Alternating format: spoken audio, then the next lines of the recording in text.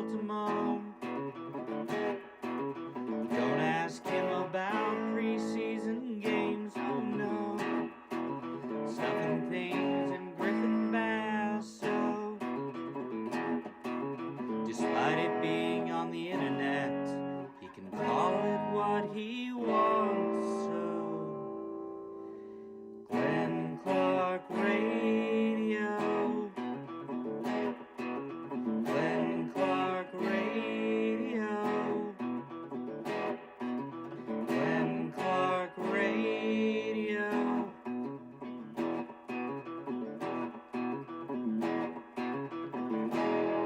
Duke sucks. And good morning. It is a Friday edition of Glenn Clark Radio. I'm Glenn. He's Griffin. Intern Jake's over there. And look who's back in studio with us this morning. Good to see our friend, PressBox Chief Graham Poobah, Stan the Fan Charles is back in studio. What's going on, boys? Good to see you, sir. How you feeling? I thought his name was Alex. Yeah, you thought that. I know what you thought. What's this, like some... Intern Jake. Yeah. What's this, some lame bit? Oh, you think we do lame bits around Yeah. here? Okay, Chief Grand Poobah. I'm so sure we do lame bits around here at GCR. Well, isn't every intern you have named Jake? No, I don't think we've ever had a Jake before. Have we had a Jake? I was almost positive you called Not that I know of. last year's intern Jake. I don't even remember who last year's intern was. You think any of these people mean anything to me, Stan? No. You think any of them... Hey, Jake, good to have you. I'm not the original intern, Jake. I don't think There was I one don't before think- me? I don't think there was an intern Jake. I don't think there was, but I've had a lot of I could have interns over sworn the there years. was. I'm getting to that age. And I take it back. It's not a lame bit. No, Very clever bit. it's actually not I clever mean, at isn't all. the guy Do you- isn't the guy trying to get a career started? Yeah, he's working on it. Would you like to know where intern Jake came from? I understand where it came from. Drew Forrester. Yeah, didn't know what his name was. Well, and that's the king of the lame bits. and there you go. That's our guy. That's why he's here. In fact, Yeah. he's our minister of lame bits. That's the reason. Wasn't he why we an keep him instructor at the Baltimore Broadcasting? around. I happen to know that he Yeah. went there with you know who he went to school with at BIM years ago. Paul Mittermeier. didn't I he? don't. I think he predated Paul Mittermeier. Okay, who's You know who his classmate was at BIM? Robin Quivers. Really? Robin Wow. Quivers was Drew's classmate at the. Well, one of them's gone on to a big career. I don't. I think it's hard to tell who's done better. If I'm being She honest. never had the bus trips. Did she ever make the senior PGA Championship? Right, that is Or correct. U.S. Open or whatever the hell? I'm Right. sorry, I've already forgotten what it was. Right, I think it was the U.S. Senior Open, wasn't it? It was the U.S. Senior Open. Whatever. It's Who in cares? Nebraska, wasn't it? That sounds right. Yeah. That sounds right. We got a lot to do on a Friday edition of the program. Coming up a little bit later on this hour, our buddy Bo Smolka will join us. He was out at OTAs yesterday. Obviously, the Ravens made some news this week as they did a new deal with Rashod. What did they do? What did they do? Rashod Bateman got a new contract. Really? Stick around for a few more years. So talk to Bo about all of that. Yeah, that is exciting. Also this morning, we will talk about a wild NBA Finals Game 1. Minus 750. Minus 750, the Thunder were favored to win the series. And I said, look, man, I still think they're going to win the series. Well, I like do. Drew said, Pacers in 6. Yeah, right? But they should never have been minus 750. The Pacers win Game 1 in thrilling fashion with Tyrese Halliburton hitting essentially a buzzer beater. Not quite, but might as well be. Eddie White, Pacers pre- and post-game host, is going to join us a little bit later on in the program. Talk some Orioles with Michael Baumann of Fangraphs, who just a couple weeks ago wrote about how unmitigated the entire situation was. And he was right at the time. We'll talk more about that. And Jeff Newman, the CEO of the Maryland Five Stars, is going to join us this morning. Tickets are on sale now. And Blake Money from the Aberdeen Ironbirds will check in. So a lot to do on a Friday edition of the program. Today's show is brought to you by Game Day Men's Health. I've been telling you for weeks that I've been feeling better. I've been feeling younger. It doesn't take me as long to get out of bed in the morning. I recover from... What does Mrs. Clark say about how you've been feeling? She's annoyed by it, frankly. she's like, God. No, she's very excited about it. And recovery after Sunday night tennis is not like it was in the past. I don't know how to explain it. And it's just the peptide treatment. I'm not even doing testosterone treatment or, ED treatment or I'm just taking peptides. And that alone has made me feel 5 to 10 years younger. You get to a certain age as a man, and you need peptides. You just don't feel the same. You feel different, and it's hard to talk about. Whatever it is that's going on, it's very difficult to talk about with your buddies. It's very difficult to talk about sometimes even with your partner. You don't want to admit to her, like, I'm kind of not into it. It's just, it's hard. So Most people, when that happens, are looking for another woman. I don't even think they are. I think they're just looking to, like, go crawl in a hole at some point. Like, I don't know what to do. GameDayMen'sHealth.com is what you should do. You should go to GameDayMen'sHealth.com, and you should find out. You can sign up for a complimentary testosterone test. Just find out. Like, I thought I might be low T. It turns out I was super T. But I still didn't feel right. Mr. T? I was Mr. T, yes, correct. I had all of the T. Everybody's like, oh, go ahead and spill the tea. I'm like, not me. I got to keep it. Got to keep all of it right here. Right here. Or you can give them a call at Game Day Men's Health in Owings Mills, 443-264-4454. Orioles win again. 6th straight win. This one once again in comeback fashion. Give up a big home run to Rowdy Tellez. Yesterday was Cal Raleigh. All right, it was Cal Raleigh. That's right. Sorry. Thank you. My brain. Right. Thank you. That's why you're here, in fact. It helps to watch the game. I did, in fact. Believe it or not. Glenn doesn't like baseball I stands. did. Would you stop it? Who's that? Is that Cal Raleigh calling in because he's angry that I forgot who it was that hit the home run? Cal Raleigh hit a home run that got about this much about that far over the wall. Some would argue maybe a right fielder should be able to rob that. I had some of those feelings. Look, that one's unfair. The one earlier, you could absolutely criticize him over because, come on, dude. I believe that was a 90% catch likelihood, the one earlier. But, yeah, maybe a different right fielder perhaps might have even had a shot at the ball. Still, Mariners go ahead 3-1. And you're thinking, all right, well, Now, these are the Orioles that I remember. The ones that struggle to score runs. The ones that, I remember these Orioles. Yeah. Oh, ye of little faith. Oh, ye of little faith. The guy that really, in fact, I had to think about it after I decided that Adley was going to be man of the match again. There certainly was an argument that you could make Maverick Handley the man of the match. Working a couple of walks yesterday that both turned into runs for the Baltimore Orioles, but ultimately the guy that went 3 for 4 and clubbed the game-tying home run consecutive nights, Adley Rutschman, man of the match. So is this the moment that things are turning around for Adley Rutschman, Stan the Fan Charles? Certainly like what I'm seeing, but too soon for me to say that it's all turned. After watching him for about 160 games, 3 games isn't going to convince me that it's all back to what was normal for him. But you got to like what he's doing, and you have to wonder. They got a new coach in there right now. Yeah, John Mabry. And also Matt Holliday's been around the club quite a bit. These are look. If I don't know. I don't right? care what it is, but correct. I like what I'm seeing. So I'll continue to say the same things that I've said. They've got plenty of time if this is going to extend. Do I think they're a team that's going to suddenly win? I don't even know what the percentage. What's the percentage for 9 out of 11? Is that 90.9%? I think. Do I think they're going to win 90.9% of their games moving forward? Maybe. No, I don't think that's going to be the case. Do I think that they are proving that they probably weren't quite as bad as they were when they were sub 400? Yeah. Yes.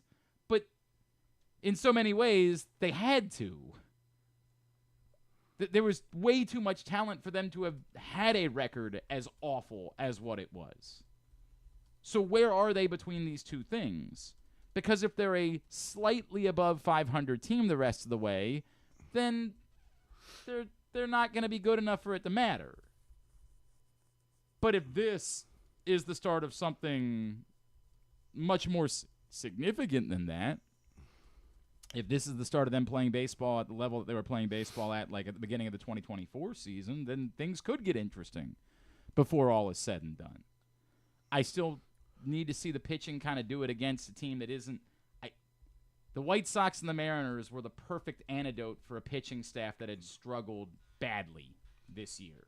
They are two very bad offenses. The Athletics aren't a whole lot better. So they're doing exactly what they should do. This should be the moment where they can take advantage. Will it continue? To be determined. In the moment, it's great. I know a lot of people got worked up yesterday when Jim Bowden was on with us, and Jim Bowden said, this doesn't matter. This doesn't matter. This Orioles team is not good enough.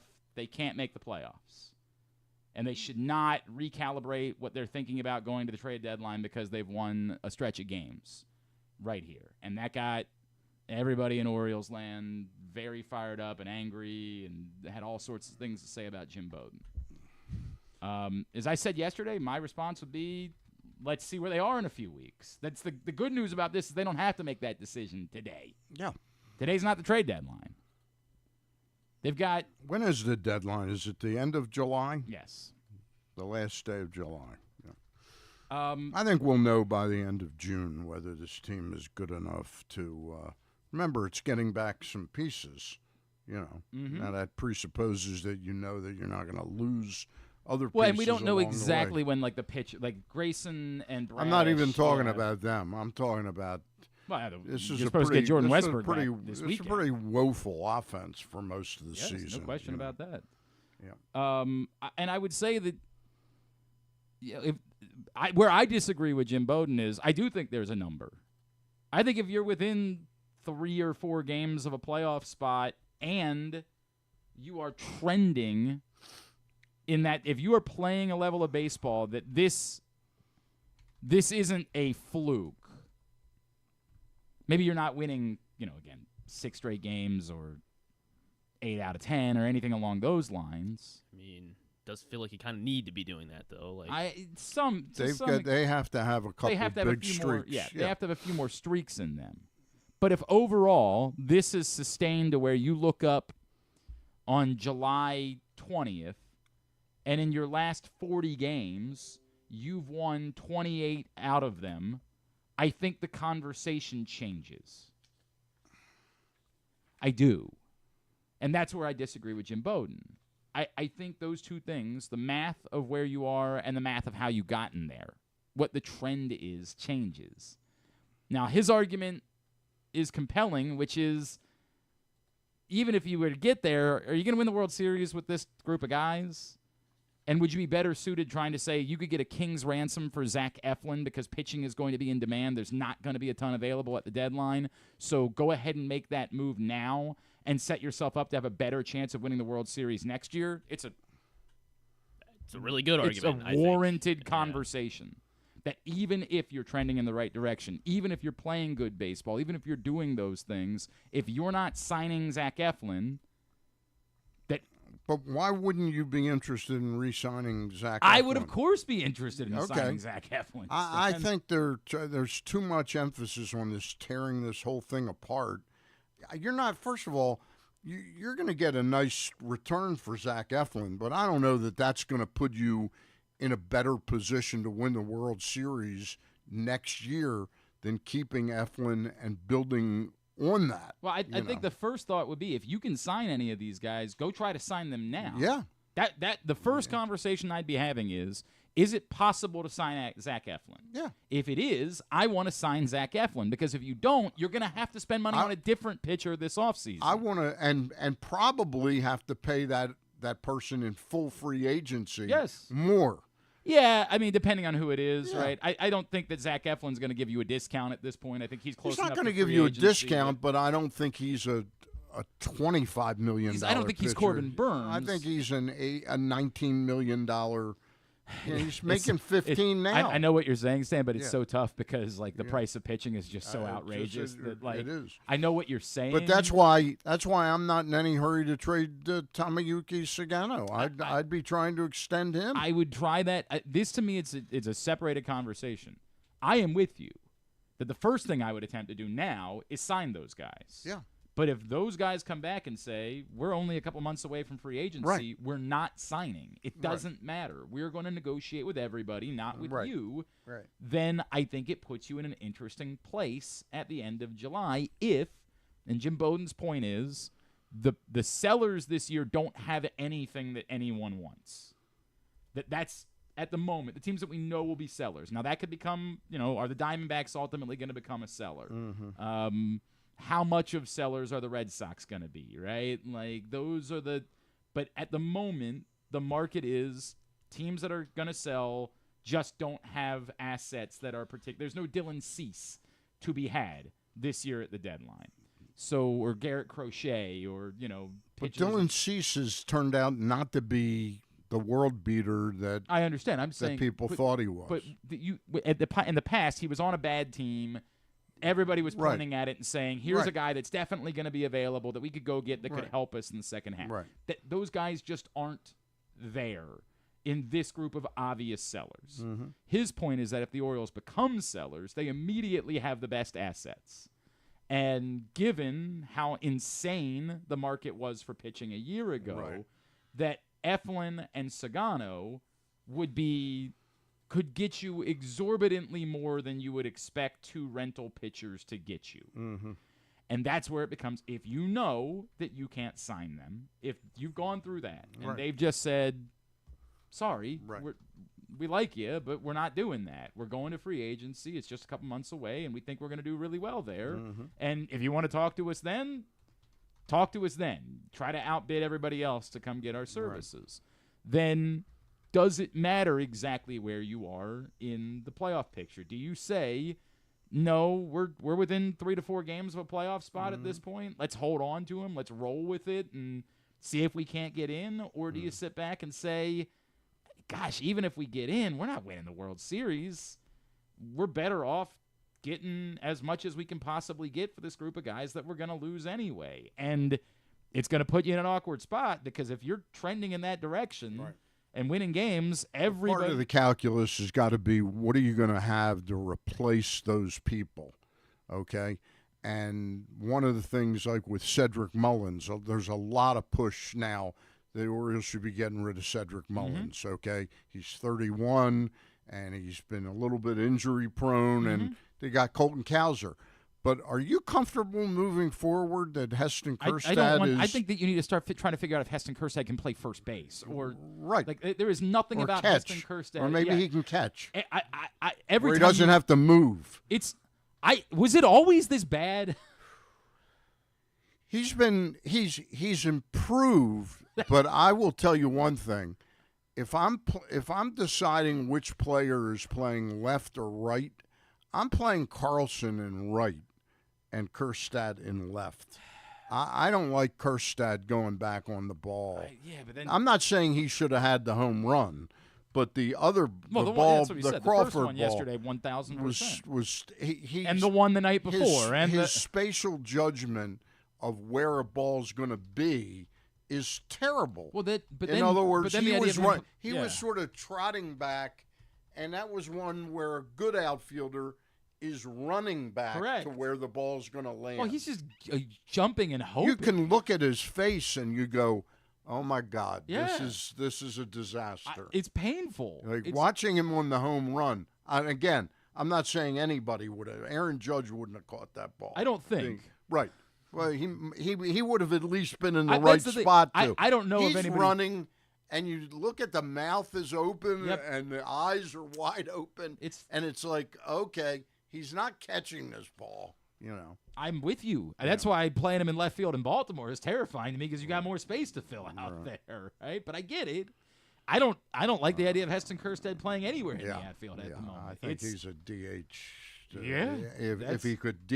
If he could hit, right. I understand what you're saying. He hasn't proven that he's he looks like he really does look like a big time miss right now. At the moment, he does. And I get that somebody would say that about some other guys that have turned in.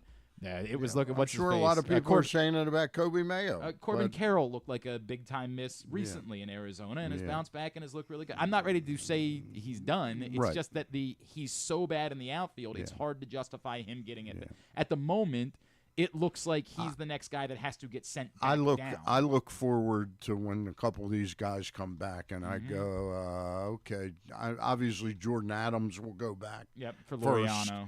Yeah, but the second guy has got to be him. Yes, when Tyler O'Neill's ready, there's no way that there's no way Mayo shouldn't continue to be up here for a while to get the same look that Kjerstad has gotten this year. And I assume this weekend it's got to be Rivera who goes for Westberg. Yeah, right? Yeah.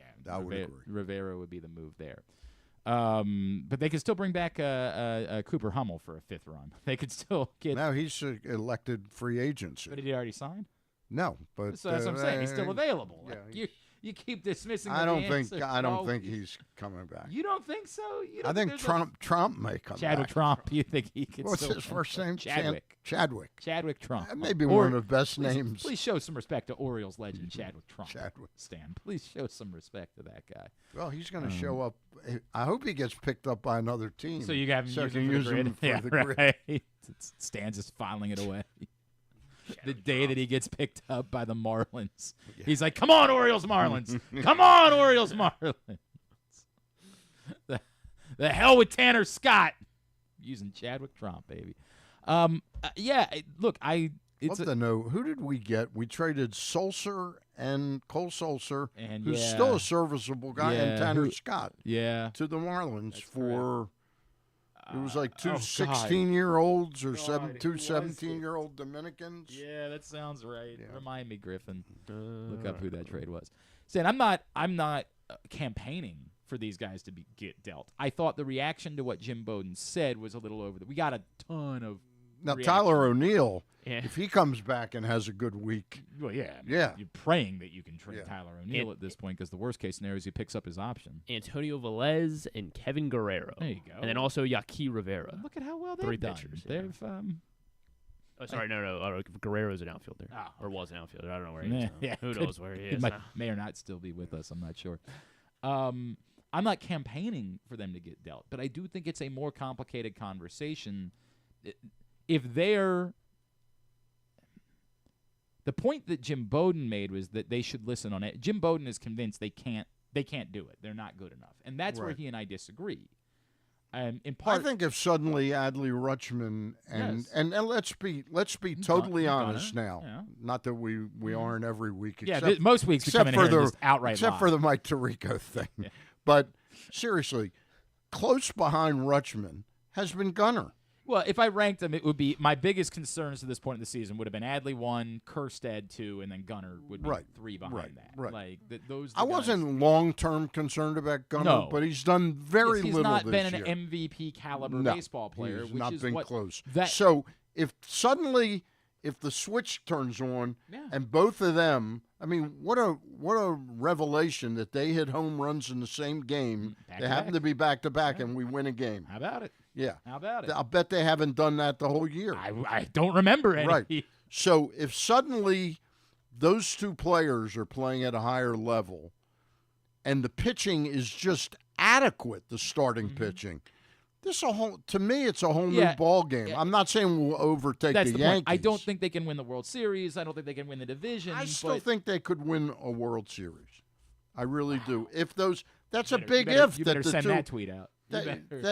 That's a big if that the two of those players you are playing. He's saying if Adley Rutschman and Gunnar Henderson start playing at the level we expect them to, then you still believe this Orioles team I still can win a think World this team is capable. I don't, but that's only because I didn't believe You're entitled to be wrong. Right, I understand. By the way, I would love to be. My God, please. I've got the disclaimer. Please. I've got the disclaimer that if Rutschman and Gunnar. I still don't think that's enough, only because I didn't think the pitching was enough to begin the season, right? Like, I still don't think they have enough pitching to win a World Series. To your point, do they have enough to make some noise? Absolutely. By the way, yesterday, in the middle of the game, I get a text from Luke. Yeah. Rogers to Pitt. So I'm thinking. The Trevor Rogers got traded to the Pirates. What did we get for him? Right. a Paul Skeens deal. But Luke's trying to tip you off the thing we all knew was happening for the last. Like, you're like, oh, Aaron Rodgers is going to Pittsburgh. Who saw that one coming? I don't think they can. But I also am not trying to run Ryan O'Hearn out of town. Right. Jim Bowden, where his point resonates with me, is if you get to that place and you find out that the market for those guys specific. Mullins, to your point, is the one that everybody thinks you're going to deal kind of no matter what. He's the Austin Hayes of last year, that no matter where you are. But I don't see you getting a gigantic return for him. And I think it's a fair question. And right? the team that was supposedly really interested in him, I did a dive into the Dodgers farm system. They really do not have much. Well, a lot of people have been buzzing around the Phillies with Cedric Mullins. Yeah. Ironically, right? They were the team that took on Austin Hayes. Yeah. Now there's some buzz about the Phillies being the team that would be most interested. Yeah, but they've played Marsh in center field a lot this year, and he's a good center fielder. And weren't they ironically the team that tried to trade for Adam Jones in 20? Wasn't that it was the Phillies 4 or 5 years ago? Well, I think it's more like 8 years ago at this point, 7 years ago at this point. I get it, I understand it, but at the point, if you're playing good baseball, I like Enrique Bradfield. I just don't think that's right. And to the point of, you can move Colton Cowser to center field, and I think he's not quite as good of a center fielder as Cedric Mullins is, but I think he's a capable center fielder. But that means someone else has to play in the outfield, and I mean, the one, right now, that's a little scary. I just don't. My only point about who you're trading and all that, like people are real hep on trading O'Hearn. Okay. And I'm going, okay, does this team, and I'm talking about 5 days ago when they're talking about trading O'Hearn, I said, you need some veteran hitter that, and remember, I'm the guy that had great concerns about O'Hearn being a one-hit wonder in 23. So I'm willing to say I was wrong about that now. Thank you. Thank you. I know you were waiting for that. Have you sent all of your apologies out? Have you sent the letter, handwritten notes? Well, it takes so long, that's a good point. because I handwrite them. And that's what I appreciate about you. Yeah. He also he also sprays a little bit of his cologne on you as well. So they mean who is going to replace him? Right. Don't tell me Ryan Mountcastle. No, I get it. I completely understand. So part of the calculus is you're trading all these guys. What is the next product? I think most teams believe they have a Ryan O'Hearn. I think we all are penciling in the Mariners as just being so desperate for offense that they will give up an extraordinary amount for anyone who can hit. By the way, you might want to call the Mariners about Adley Rutschman because they might be willing to offer everything they have. No, because they've got Cal Riley. Riley. Cal Riley, right? They can move Adley to first. But my God, if Adley Rutschman played in Seattle every day. Pacific Northwest Adley. My God. Has he had a great record there prior to this week? Yeah. He's always loved playing I'll pull it up at home, if you will. Maybe his parents should follow him more often. Maybe that's it. I get it. I didn't see the mother sitting with the father. Maybe I don't think there's anything going on. No, I'm not saying there's something going on. I've actually gotten to know them a lot. Like his dad is one of my favorite people, and yet his dad always says his competitiveness comes from his mom. Yeah. Like his mom's a golfer, and like she's like a killer. Oh yeah, she's a killer, man. Assassin. All right, we come back in. We will switch gears. We'll talk some football. PressBox Ravens beat writer Bo Smolka joins us next. Stan the Fan is here. It's a Friday edition of Glenn Clark Radio. Feeling sluggish, unfocused, or not like yourself? It could be low testosterone. At Game Day Men's Health, we specialize in testosterone replacement therapy to help men boost energy, improve mood, and regain confidence. Our treatments, including testosterone cypionate, are safe, natural, and tailored to fit your lifestyle with weekly injections or pellet therapy. Get started today with a free testosterone test and feel the difference. GameDayMen'sHealth.com. Game Day Men's Health, where men reclaim their game. What makes the Costas Inn so special? This is Stan the Fan telling you that it's the people that work for you, cooking and serving. But that menu is also special with a capital S. Soups, salads, the raw bar, pasta dishes, seafood specialties, and entrees like the Costas combos, steaks, chops, ribs, amazingly delicious meatloaf, and all manner of delicious filling sandwiches, including pit beef and turkey and subs. Of course, the steamed crabs are as good as you can get anywhere, and they serve them 12 months a year. The crab cakes are out of this world. Costas is open 7 days a week for lunch and dinner at 4100 North Point Boulevard. And coming soon, very soon, Costas in Timonium at the OTB Parlor at Timonium Racecourse. We'll get you the opening date real soon. Make the most out of every day in your Toyota RAV4. Available in hybrid or gas-only models. A RAV4 can get you where you want to go in style. Check out buyatoyota.com for deals on new RAV4s from your local Toyota dealer today. The latest edition of PressBox is available now, and on the cover, Luke Jackson looks at the long road back from Tommy John surgery for Orioles closer Felix Bautista, as well as Kyle Bradish and Tyler Wells. Also inside, we learn more about new Maryland basketball coach Buzz Williams from the players who have played for him at other stops. Plus, evaluators around baseball chime in on Orioles' top prospect Samuel Basayo. PressBox is available for free at over 500 locations throughout the region, including 60 Royal Farm stores. Or you can read the entire issue online at PressBoxOnline.com, where you can also find great betting advice and the best daily coverage of the Orioles, Ravens, and Terps. Need a trophy or award that's as unique as the achievement? Look no further than Crown Trophy. With locations in Owings Mills and Gaithersburg, they specialize in custom trophies, plaques, and medals for any occasion. From sports and academic awards to employee recognition and corporate gifts, visit crowntrophy.com today and let them help you create a lasting memory for your school, team, or business. Crown Trophy is a proud supporter of the Maryland Public Secondary Schools Athletic Association. crowntrophy.com. One of the things that's definitely wrong with this country is that this dude still has a job somehow, some way. Glenn Clark. All right, back in here on GCR as we continue along on a Friday edition of the program. Stan the Fan Charles is in studio with us. And I know you're fired up for lacrosse night with the Orioles, aren't you? You said you've never missed lacrosse night with the Orioles. Would never miss once. it. I know Which that night about is you. it, though? Oh, it's next Tuesday. How do you possibly not know that, It's this Stan? Tuesday? Yes. I'll be there. Tuesday, June 10th. Orioles are hosting lacrosse night, and fans can receive a limited edition Orioles-branded lacrosse penny when they purchase a special ticket package at Orioles.com/theme nights.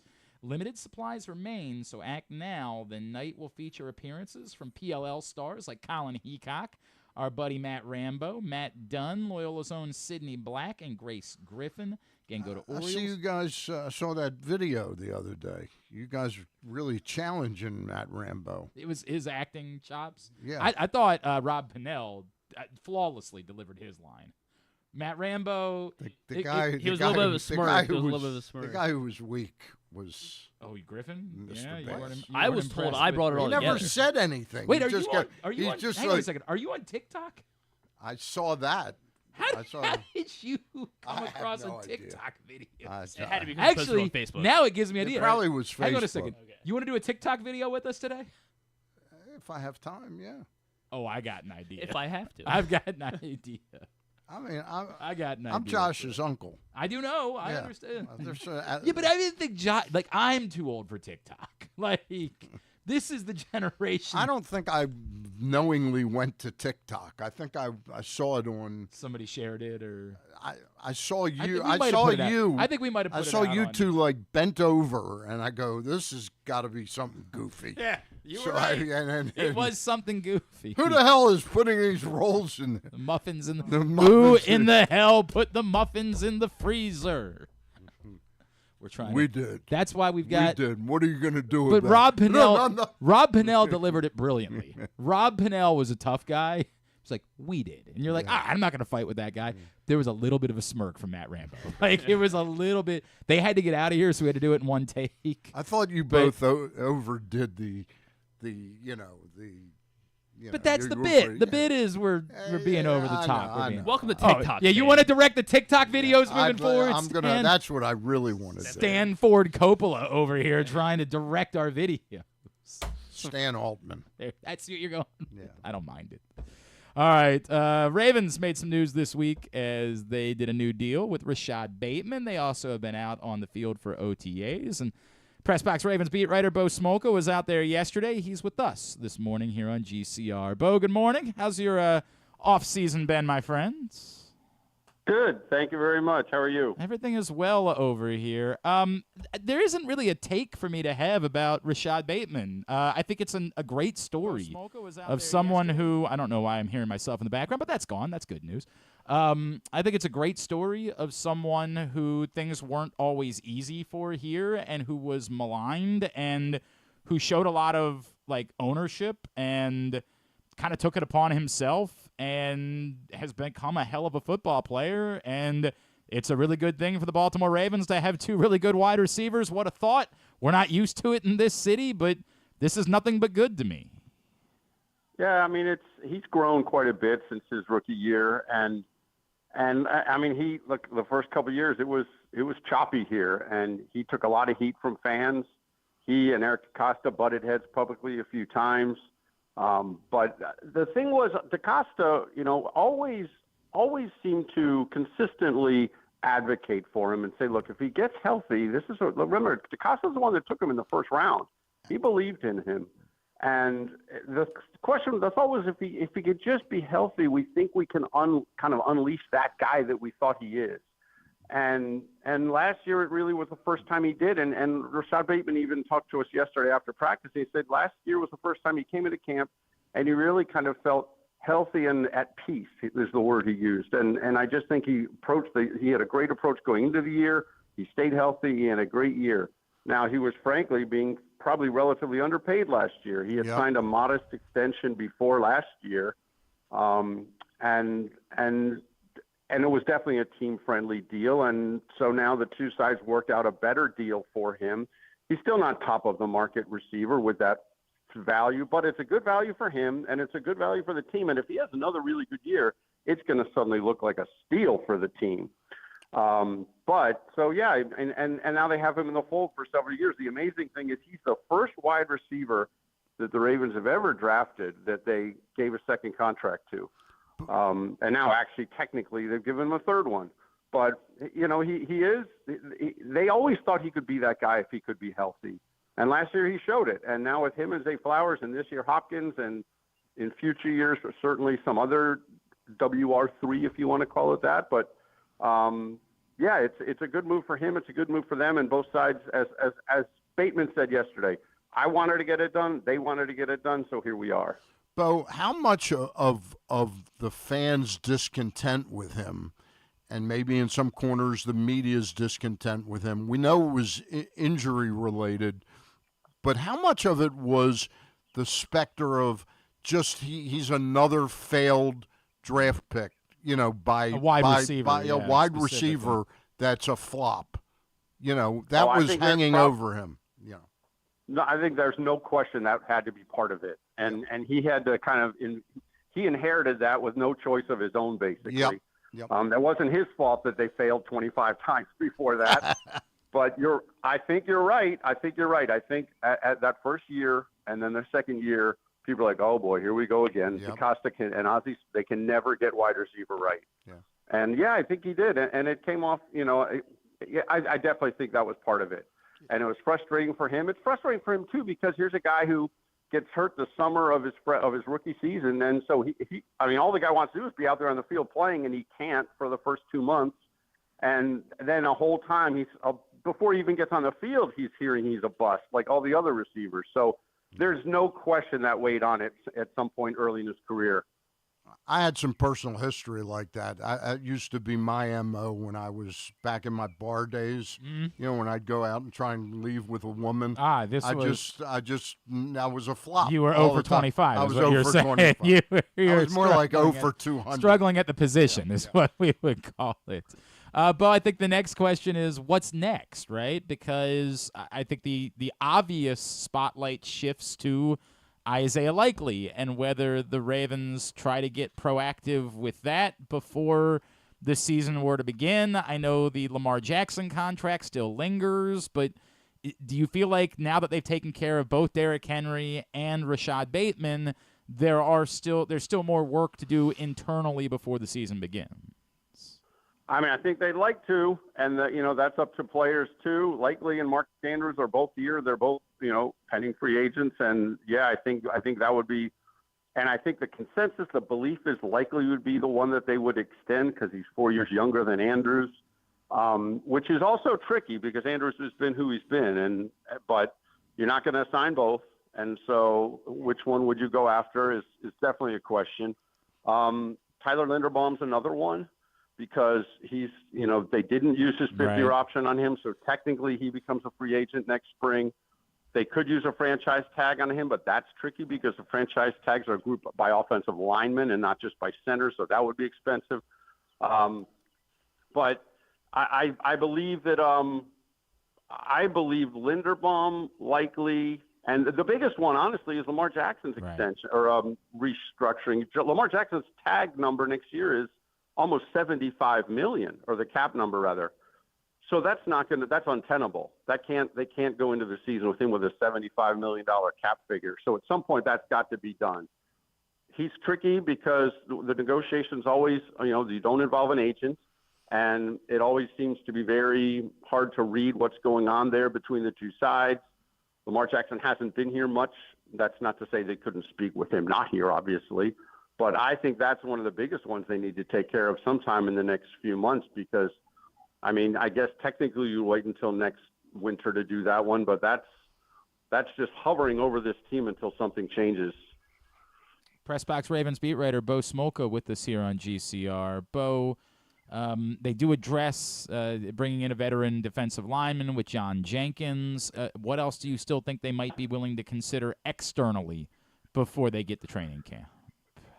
I've always thought they might. They'll bring in another Josh Bynes type inside linebacker. They drafted Buchanan and they like him, and Trenton Simpson, from what we've seen or heard, everything looks good with him so far. But they're still not very deep there. They have Jake Hummel they signed, who's kind of more of a special teamer inside linebacker. I think there's going to be a veteran guy like that they know that will be available. I think they'll probably do. They've signed Noteboom as another offensive lineman. So I do think they'll grab another inside linebacker at some point. It may not be a guy that, jumps off the page as a quality signing, but that's who you're getting at this time of year. And that's what they're looking for. They really hope Trenton Simpson jumps in there and takes over the job. And if he doesn't, they hope Buchanan, they love as a rookie. They think he can be a player, but I would be surprised if they don't at least bring somebody else in to help out there. Bo, I want to switch gears and go over to the coaching side of things. The club brings in Chuck Pagano, who's a good friend of Glenn's and the program. What do you think of that? It was actually quite disappointing news to me because it meant that we couldn't have Chuck Pagano on the show every couple of weeks. What does that move say to you, and how good do you think it is? I love Chuck Pagano. Yeah. I think he's awesome. Yeah. And I think it's a great move. There obviously they shook up the secondary coaching group over the winter. I think the feeling was really by the middle of the last season, something had to change there. And look, Pagano and Harbaugh go back years. Yep. And Pagano spoke yesterday, and he basically said, it was interesting because he said, a lot of his friends are like, well, why do you want to get back into coaching? Why do you want to get back into that grind? And he just talked about how much he loves the grind, and he goes, you just can't replicate the grind. But he also said there weren't a lot of places he would have done it for, but the Ravens he called the gold standard of organizations from the top down, and this was a place he would definitely want to come back and do it for. He also said he has no desire to be a head coach again, but he loves being involved. He loves being in the building. He loves working with players, and he's got a good group to work with. Let's face it. You just drafted Malachi Starks at safety. You've got Kyle Hamilton. You got Marlon Humphrey. You've got Nate Wiggins. You've got a really good young secondary. So I think he looks forward to working with them. He had a lot of good things to say about Zach Orr and vice versa. So I think he's a really good addition to the staff, and I think he's very, very excited to be here. More than being senior secondary coach, is he somebody that Zach Orr can lean on a little bit, and do some of the stuff Pease was doing last year? I'm sure he will. I think Zach Orr more and more. You can imagine. I think more and more Zach Orr is going to grow into his own self, and he's going to be who he is, and he's going to get more and more comfortable being with it being his defense. But I do think, and I think Harbaugh's the same way. I think Pagano's easily someone, excuse me, that if something's going off or something's a little off kilter, I could see John Harbaugh just grabbing Pagano in the lunchroom saying, hey, Chuck, what do you think? Blah, blah, blah, blah, knocking him around as a sounding board. I could totally see that happening because there's a lot of respect for everything Pagano has done over the years, and I know Harbaugh really respects him. Bo, last one for me. Is left guard Andrew Voorhees unless proven otherwise, or is that more of some sort of competition? I would think it's what you said first. Yeah. I think it's his to lose. I think he's going to get every opportunity. They're going to say what they always say, which is we're going to find our best 5 guys, and we're going to challenge. We're going to have a competition, and maybe Ben Cleveland's in there. Maybe other people are in there.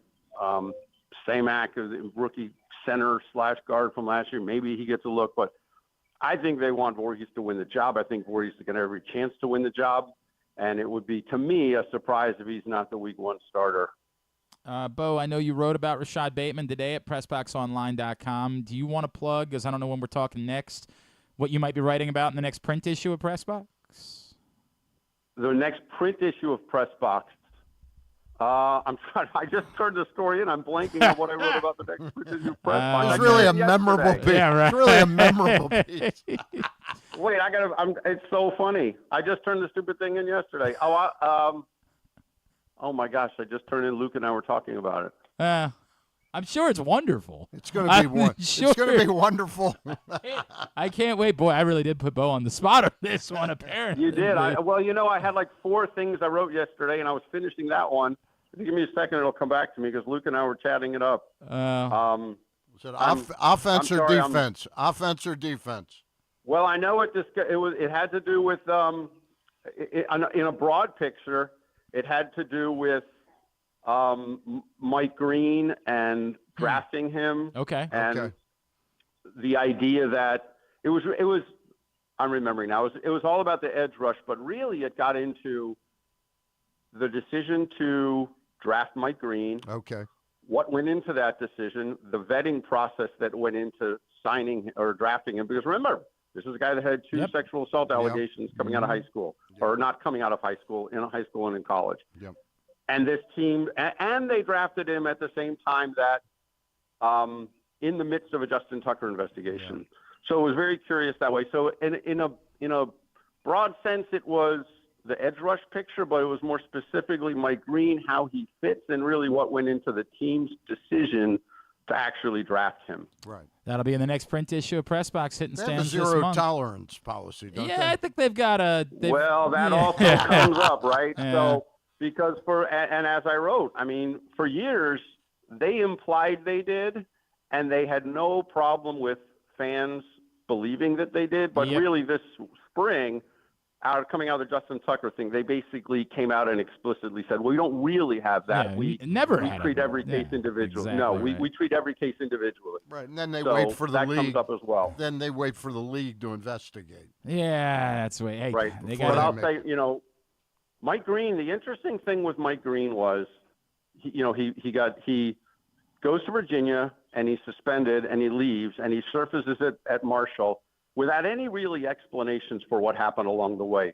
It was Mike Green at the scouting combine that basically explained all of it, that brought it all up, that clearly explained it all. He was going to have he brought it all out himself. No one said, hey, Mike, we heard you got this sexual. He volunteered all the information. He was direct with all those answers. And when he spoke at rookie minicamp, I asked him, I said, did you ever worry that doing that was going to cost you dearly in the draft process? Because you're the one that brought it up. And he said, it only takes one team to draft you. He felt being direct was the right way to go.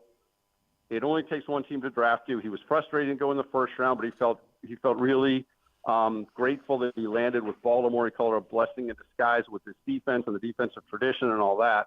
So, but to his credit, he's the one that brought it all up himself. So he was open and honest about talking about it, but then at the same time, he was also saying, hey, that's beyond, right now I'm focusing on my career and moving forward.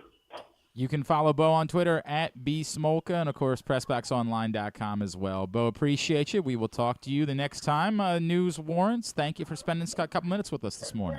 All right, thanks. Thanks, Bo. Take care. PressBox Ravens beat writer Bo Smolka with us here on GCR. Boy, this is turning in a hurry. Lorenzo Musetti was looking really good early on against Carlos Alcaraz. Took the first set. Alcaraz got an early break in the second, but then Musetti broke him right back. Alcaraz grinds it out in the tiebreaker, and now... And this is a semi, right? This is a semi, right? Yep. The winner of this will face the winner of Djokovic. The semis decide who gets to the finals. Listen to right? you. I know Listen my to tennis expert Stan the Fan Charles with us here. Do the quarters get you to the semis? Man, now you're just talking crazy over off. here, right? Like, let's settle down. I don't know when we're going to have time to do it. You want to hit the button now? We'll do a version of this. This week In the rest of baseball. This week in the rest of baseball is brought to you by County Sports Zone. I thought it was going to be brought to you by the Whip Snakes. It can be. He got the guys doing it the other day. Oh, He yeah. got Robin Matter in it. Well, Did they play for the Whip One- Snakes? yes, Yeah. yes. I'm thinking they play for the Whip Snakes. they do very much. One of them was into it. Matt was into it. Who was into it, and who Rob was was into it more. Rob was into it, and Matt was. It took a little bit, but Did they Matt, like by the way? end. Did they appreciate? Yeah, they your, did. Okay. They did. Well, Rob was like, I can dig it, and then he did it, and he was like, whoa, yeah, you're right. Mind blown. This is a thing. CountySports.zone, proudly sponsored by your local Toyota dealer, buyatoyota.com. If you missed anything in championship season in high school sports, find all of it at CountySports.zone. And all summer long, all news related to high school sports, you'll find it right there, CountySports.zone. Let's see. The biggest story, it feels like, is Jack Caglione getting called up by the Kansas City Royals. He hasn't done. I think he got a hit in his debut. Like, it hasn't been anything like crazy shocking, but I mean, it's not like he's been what Jordan Lawler went 0 for 19 when he got called up earlier this year. That's been probably the biggest thing. It was Sunday night. The Royals said that they're going to be calling up Jack Caglione, and apparently he's a big all-time Low fan. So there's that. Really? There's Okay, videos of him like singing "Dear Maria." Gotcha. So maybe a future Oriole. A Ryan Mountcastle esque. This was a good. I saw this one. So second fewest minor league games played by a Royals position player before being called up to make his major league debut. Who has the fewest? Bobby Witt. No, not Bobby Witt. George Brett. Not George Brett. Bo Jackson. Bo Jackson. Yeah. 53 games for Bo Jackson, and then Jack Caglione played 79 minor league baseball games before finally getting the call for the Kansas City Royals. Last night, so the Rays, who the Orioles have not faced yet. I think, was it next week or in 2 weeks that the Orioles face the Rays? But the Rays are one of the hotter teams in baseball, and no one hotter than the Orioles. The Orioles travel there next Monday. Next Monday, okay. After these two 3-game series days against the Tigers and the Angels, they go down there for 4 and to New York. Well, maybe it'll give them time to cool off, but right now they've won 7 of 10. They've won like 3 in a row, I think. And the latest was last night. They hit a walk-off against Texas, and it was the old-fashioned 2-run infield single. What? Yes. I watched that play. I had Garcia came in. They finally are using him as a closer. He gets a ground ball with 2 outs, a ground ball to third base. Young makes a really nice play. He's got nowhere to go. He can't get the guy at second, at third, can't throw to first. He did throw to first, but it was way late. The next play, the guy hits a ground ball to the second baseman, Josh Smith, who doesn't play first often. I know I'm stealing your thing. No, I like it. Just give me a chance to pull the video up. He ranges to the right, and Garcia didn't break immediately. Okay. So Semien has nobody to throw the ball to, and then all of a sudden he freezes, and the guy that was going from second to third just comes around to score the winning run. Yeah, it was Junior Caminero was on second base, and you can see it here. Like, Semien has the ball, and he just literally, there's Josh no Smith one. was idiotic to break for that ball. It was right to the second baseman. Don't you look where your fielders are? Yeah, yeah. It was. This it reminds was me- a collapse. It you was, know, it was it's a very horrible- similar- The Rangers were up 3-2, Right. And now they end up losing 4-3. It's really quite similar to how So Two outs as well. I don't know if it's gotten any of your attention, Stan, but for years everybody told me how great the Women's College World Series was, and I just never. It's a tough time of year. The Orioles are playing. The NBA Finals are going on. The Stanley Cup Final. Triple Crown. Right. There's just a lot happening. But I decided this year that I was going to pay a little more attention, and it is as good as everyone says it is. It's theater. This is the fast pitch softball. Yeah, and this is like Pack Stadium in Oklahoma City, rabid. Both were coming down. OKC. Yep. OKC. Big week in OKC. Last night, what ultimately proved to be the game-winning rally for Texas Tech, because they were up 2-1. They scored 2 runs in the top of the 7th or the bottom of the 6th. It was I can't scoreless remember. heading to the 5th, right? Yeah, but then they're up 2-1. They don't get a hit to the outfield, but they get infield hit where it's sort of similar, kind of a little English on the ball, and it's a tough play. Do I run to first base myself? And then the game-winning run, actually, what proved to be the game-winning run, they're up 3-1, runner on second, and it's the catcher, so it's not a particularly speedy runner. Yeah. I remember that. She apparently was Missed supposed the to steal have broken to try to steal third because they were showing bunt, and she missed the sign. So she decides on her own she's going to attempt to make up for it. Ground ball to second base that just gets bobbled a little bit, right? She takes off, blows through a stop sign. It's actually very funny. Like, blows. He's like, stop. He's like right in her face, like, stop. I think it's the head coach. Yeah, it is. Who's the head also coach. the third base coach. Is just like, stop. And she just goes right, doesn't even look. Jerry Glasgow. Goes right through it, scores. Thankfully, the throw was a little bit offline to the plate, allows her to score. Ends up being the game-winning run because they gave up 2 runs in the 7th inning. Wow. So that's the reason why they forced a Game 3 in the Women's College World Series. That'll be That tonight, was a great right? story in this week in the rest of baseball. Well, that is part of diamond sport. Yeah. Legitimately, it has delivered. But man. I'm glad you put it in there, Right. Chris. I did. Well, it was on my list. I brought it up because it was similar to what he was this play that we're talking about. It was on my list. You know who the pitcher is for Texas Tech, Stan? Yeah, Any chance? It's unbelievable. Her name is Najari Kennedy, and Kennedy. Yeah, Kennedy. That's just her name. But she has thrown every pitch for Texas Tech in the World Series, in the College World Series this week. She's thrown every pitch. Every pitch. So what? She's up to like 400, 500 now. Yeah, something like that. Yeah. And She'll probably she have threw 120 last night. She'll probably have a Tommy John surgery. Well, that's the thing, is that it's supposed to be a more natural motion, right. so you can. It's just like I feel that when I'm trying to throw pop-ups to my sons, right? Like I'll do the thing where I'll try to reel, and I'm like, nope, not doing that. We're throwing these underhanded, baby. So I mean, it's like I guess she'll just be like really sore forever. I mean, but like she's going to pitch again tonight. I know that yeah. much. She's going right back out there. She's making $1 million this year. $1 million. She was a star at Stanford. Texas Tech wanted to get relevant. What would happen if I had college eligibility left? Yeah, and I had a sex change. I think you'd be able to play softball, right? I mean, softball. where you at? Not in Arizona, but where you at on? Yeah, I mean there would be states they probably wouldn't be okay with it. What kind of heat do you have on your? Can you still think you can? 58, no, that's probably not going to happen, pal. I got bad news for you. By the way, look, would they let me sidearm it? Don't think so. I don't think that's an option. And Here's what I would say: we're still going to support you in your sex change. We're still going to do that. We're team players around here. Do you think Colson will pay for it? Make it a company. You think the company will cover it? I don't know if that's going to be. Maybe you can. Because I'd have the change and then do it for $200,000. Well, wow! Wow! Look at you. Why would you limit your ability to get NIL money? Because can't you just get the NIL and pay for it? I'd do it for $100,000. Wow! Or Stan, you can make it the case it's not elective. I got to be honest with you. This is terrible negotiating on your part. You've just negotiated it against no one. I'd do it for $50,000. All of a sudden, Stan's like, "I'll have a sex change tomorrow for $1. You're gonna give me a hot dog? I'm in. You pay for my sex change. Yeah, hot dog for my hot dog. That's the way it's gonna work. Yeah. I don't know what just happened I here. hear they have great concessions. We're trying to do This Week in Baseball, I believe. Sorry. All right, sorry. We got another guest joining in a minute.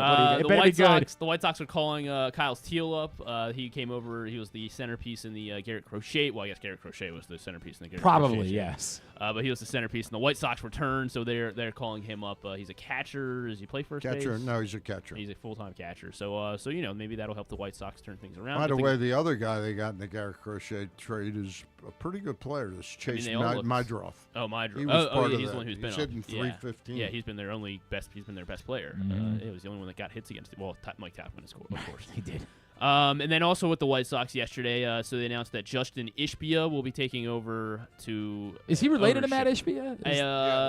They're brothers. They are brothers. Okay. But yeah, Jerry Reinsdorf, but it's an agreement that's not going to go into place. It's kind of like the Bisciotti. Yeah, that's what I was thinking. Is that it felt like the Art Modell, and it sounds like it's like the Arrighetti deal. There's sort of a year. He's going to be involved.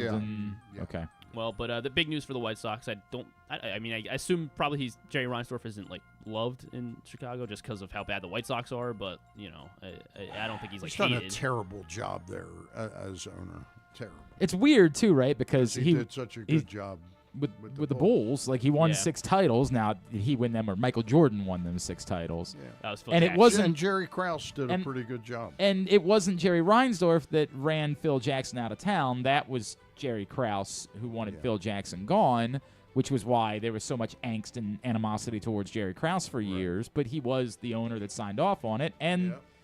Technically he did deliver a World Series title with the White Sox as well. Like, he's won an awful lot of championships. And not in baseball. One, though. One, and it's been a long time. What we wouldn't give to have had that. And then, we had Jeff Hoffman versus Jordan Romano earlier this week in Toronto. Toronto ended up walking off of Jordan Romano, so a little bit of redemption there for the Blue Jays, I guess. Romano was not able to win that, but everybody was loving that. You're saying that Jeff Hoffman hasn't been blowing quite as many kisses recently. Yeah. Hasn't worked out quite as well. But yes, it was cool how we got Phillies Blue Jays and both former closers. Well, there were only 2 teams that did the medicals on him and bowed out. Yeah. So he doesn't have. Anybody else to blow kisses? Yeah. He's not been that great since the start. And we can end on this one. Craig Kimbrell has been recalled by the Atlanta Braves. They're having some Scott trouble. Bluett blew the game yesterday. Oh, that's a very unfortunate name. Yes, it is. What a very unfortunate. Rizzo Iglesias also has a 7 ERA as their closer, so they're like, well, Craig Kimbrell can't be that bad, can he? Yikes. Good luck, boys. I have no problem with that. That's. They're in desperate straits right now, Atlanta. I hear you. It's just very hard for me to believe that Craig Kimbrell's going to solve the problem. But hey, man, we've seen guys that look like they were done. But 2 weeks ago, Charlie Morton looked like he was never going to be able to be a major league pitcher again, and all of a sudden, there's no room for Trevor Rogers to be back in the rotation, even though he had a great start in Boston because Charlie Morton's been so good. So things can change. Rogers to Pitt. I don't think it's a package deal. I think just the one is going to go. Good luck to them. Boy, is that a bad lineup, the Pirates lineup. Oh, it is bad. There's no doubt about that. All right, that's This Week in the Rest of Baseball. Thank you, Griffin. We are into hour number 2 of the program. What a game last night in Oklahoma City. Who played? Yeah, who played? The Timberwolves and the Knicks? Yeah, no, they didn't make it. I kept saying to myself, it's weird? Like, the Grizzlies have this, or the Grizzlies, I don't know what I'm doing here. The Thunder had this game in control, but they're not really putting it away. They scored only, off the 25 turnovers, they scored 11 points. They should have been up, when they were up 15 or 13 or 12, they should have been up 22, I had that feeling, and you let the Pacers hang around, and this is what they do, and they steal Game 1 on the road in the NBA Finals. Yeah. Joining us now here on GCR, I actually have known this guy for a long time. When I used to go cover the Combine, he was the most popular man in Indianapolis, because if you wanted to go to a game or something like that, he is the definition of Hoosier hospitality. When they talk about Hoosier hospitality, it's this man right here. He is Eddie White. He's the host of Pacers Overtime on their radio network, and he is with us here on GCR. Eddie, it's Glenn and Stan the Fan Charles here in Baltimore. It's great to hear your voice again, man. It's been a long time. Thank you for taking the time for us. First of all, you are too kind, my friend. And I love seeing you at the Combine, and I might have Hoosier hospitality in me, but, I'm born and raised and proud from Wilkes-Barre, Pennsylvania, and more proud you spent a lot of time down in Emmitsburg, Maryland. Oh, cool, Mount St. Mary's. The great Jimmy Bowtie Phelan. Yeah. Yeah. How you guys doing? I'm great. Eddie doesn't know this, but I was a young lady that I had known when I was growing up, lived in Indianapolis. Really? And I had invited her. Did she show you some Hoosier hospitality? All right, easy over there. But I had invited her to a game. Yes. And Eddie just heard me talking about it. We had made friends with the mayor of Indianapolis at the time, and I was talking about, I think I'm going to go to the game tonight. And he said, I got you taken care of. I got you. He put us in the front row. Wow. He put us in the front row. I should get to know Eddie. Yeah, for the Pacers game that night. I don't think I've ever appropriately thanked Eddie White for that, because that was a major hookup, my friend. Eddie, this team, how do you explain it? Where does it come from that it is in their DNA that no matter what the circumstances are, they are not out of it and they just keep doing exactly what they did last night? I can't explain it. I mean, I'm an English major, and last night, when our post-game show starts, I'm like, I don't know what to say. As the great Jack Buck so famously said, I can't believe what I just saw. But when you think we've seen this, I mean, the Bucks game was we had a 0.7% chance to win in Game 5 against the Bucks, and we win that one. And then Cleveland is Game 2. We had a 2.1% chance. Then the Knickerbockers, their Game 2, we had a 0.3. Last night we had a 3.0% chance to win, and we just do it. And the weirdest thing is this team since January, I used to say at a post-game show, it's the most exciting team in professional basketball because of the way we win games. In the regular season, Halliburton made a 4-point play, falling out of bounds in the ninth row to beat Milwaukee at home, and that secured that home court advantage when we played Milwaukee in the first series. So that was incredibly important. But we've been exciting, and we've been winning, and Oklahoma City's fantastic, and but just to keep doing it over and over. And the one thing I've said, back in the day, I used to work with the greatest, most winningest football coach of all time, former Colts coach, and I was there with the Dolphins, Coach Shula. And Don Shula always used to say, there's two words, team chemistry. You can't fake it. You can't buy it. You can't manufacture it. But when you wake up and you have it, you can do magical things. This team has that team chemistry, and they are certainly doing magical things. I wonder, Eddie, how much – I don't want to take anything away from any of the players that are involved, right? Because Pascal Siakam has been great, and Obi Toppin last night. And Wizards legend Thomas Bryant. Right. I don't know. I mean, he's helped, and obviously Tyrese Halliburton. But I wonder if at some point we haven't respected Rick Carlisle enough. Like that I feel like maybe we treated him like he was kind of along for the ride in Dallas. Like, are we realizing now that he is a genuine difference maker as a head coach? Well, we have in Indiana, and I get it. I understand, we're not on television, we're not on Christmas Day, and I get it. I mean, I'm an old PR guy, so I know in 49 states they don't like, who are the Pacers? Is like Dale Davis still there? Rick Smits? Who are these guys? But you're right. Carlisle, he won a lot of games in Detroit, and then he won the championship in Dallas. And I think like anybody, as you get older, more experienced, you get better at what you do. And he has changed. He's become more open. He used to be a control freak, and I think he's in the Hall of Fame for sure. And now if he can become one of a handful of guys to win titles with two different teams, I mean, get ready for the Naismith Basketball Hall of Fame because he's coming there. But you are 100% right. He gets a lot of credit for doing what he could with the roster that Kevin Pritchard put together for him, which I marvel at. Kevin Pritchard, in our small market, we don't get the big free agents, didn't get one vote for Executive of the Year. And I'm sitting there going, not one vote? I mean, really? But you know what? It's fine. The Pacers love this. Look, you talk to any coach, Brian Billick back in the day or Belichick, they would rather play the underdog role than be the guy with the target on their back. And SGA and OKC, they do a lot with the initials out there, don't they? MVP, SGA, OKC. They're the guys with the target on their back, and we're this team that, like, who are these? I go back. I don't know how old you guys are, but you remember that great movie, Butch Cassidy and the Sundance Kid? Of course. Redford and Newman are up on the mountain, and those guys are chasing them. And all through the movie, they're chasing them. And they look at each other and they go, who are these guys? Who are they? I mean, I think that's what the basketball world is. The basketball world is Redford and Newman looking at the Pacers going, who are these guys? Speaking of who are these guys, Doris Burke was so effusive in her praise of Andrew Nebhart last night. Can you talk a little bit about what he brings to the table for that team?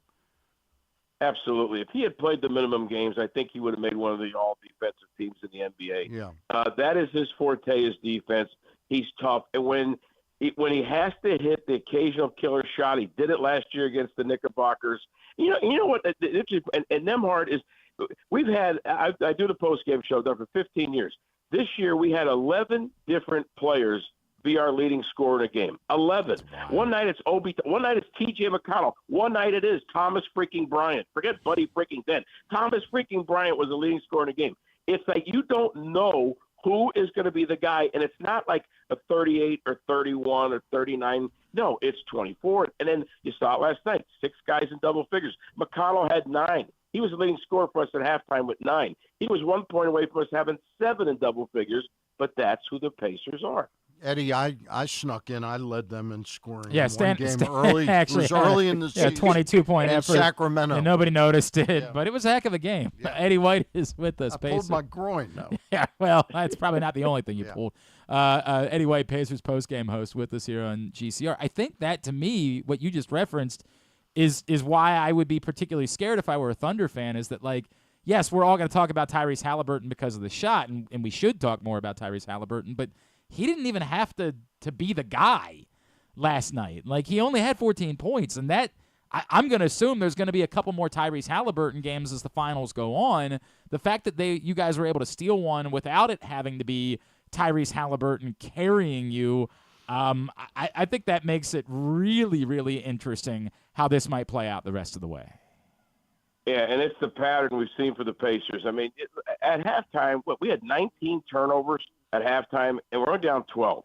And it's like, okay, Pacer fans are sitting there going, all right, we're playing like crap, and we're playing against a team that what we've heard for 5 days is one of the again, historically the numbers don't lie, one of the best teams that in regular season basketball and postseason history. They've been beating their postseason opponents by like 25 points a game or something like that. So you almost felt like, okay, we're going to have to play really well to get a win. And the Pacers do what they do. They kind of fall in a hole. As soon as the Pacers get down 15, they're like, okay, this is where we're used to being. I mean, you saw the record. I mean, it's some bizarre thing about Halliburton and the shooting or the Pacers when we're down. We need a shot to tie or win and 15 seconds left in the game. And like the rest of the league is like 4 of 26 and Halliburton's 5 of 5. And then in the last 5 seconds, the rest of the league is 3 of 16 in the postseason. Halliburton's 4 of 4. I mean, so you combine his clutch play with the defense that Nemhard and Neesmith give you. And then Neesmith can go nuts on the threes when he single-handedly beat the Knickerbockers. Obi can go nuts on the threes. I mean, Thomas Bryant was key with threes in the one win over the Knickerbockers. You don't know who is going to step up at what point. And I think that puts pressure on whoever the hell we're playing. And I cannot get over, with as miserable as the Pacers played last night, in that fourth quarter, the Pacers go 6 of 10 from 3. Yep. And here's Oklahoma City 0 for 5. Yep. I mean, wait, are you kidding me? How does this happen? But we have seen it since January. Since January is when we've been healthy, and they've grown. And, of course, the Pacers are much better in June than they were in January. But it's flat out magical. And for the knuckleheads that thought this series was going to be lousy because it's 2 small markets, I go, wait a minute. What if Baltimore plays Buffalo in the AFC title game? Yeah. Are we going to say it's lousy because it's 2 small markets? No. This is beautiful basketball being played the right way. I completely agree with that. It was one of the dumbest lines of I don't want to watch. I said that. Yeah, well, I stand by it. Yeah. It was a dumb talking point.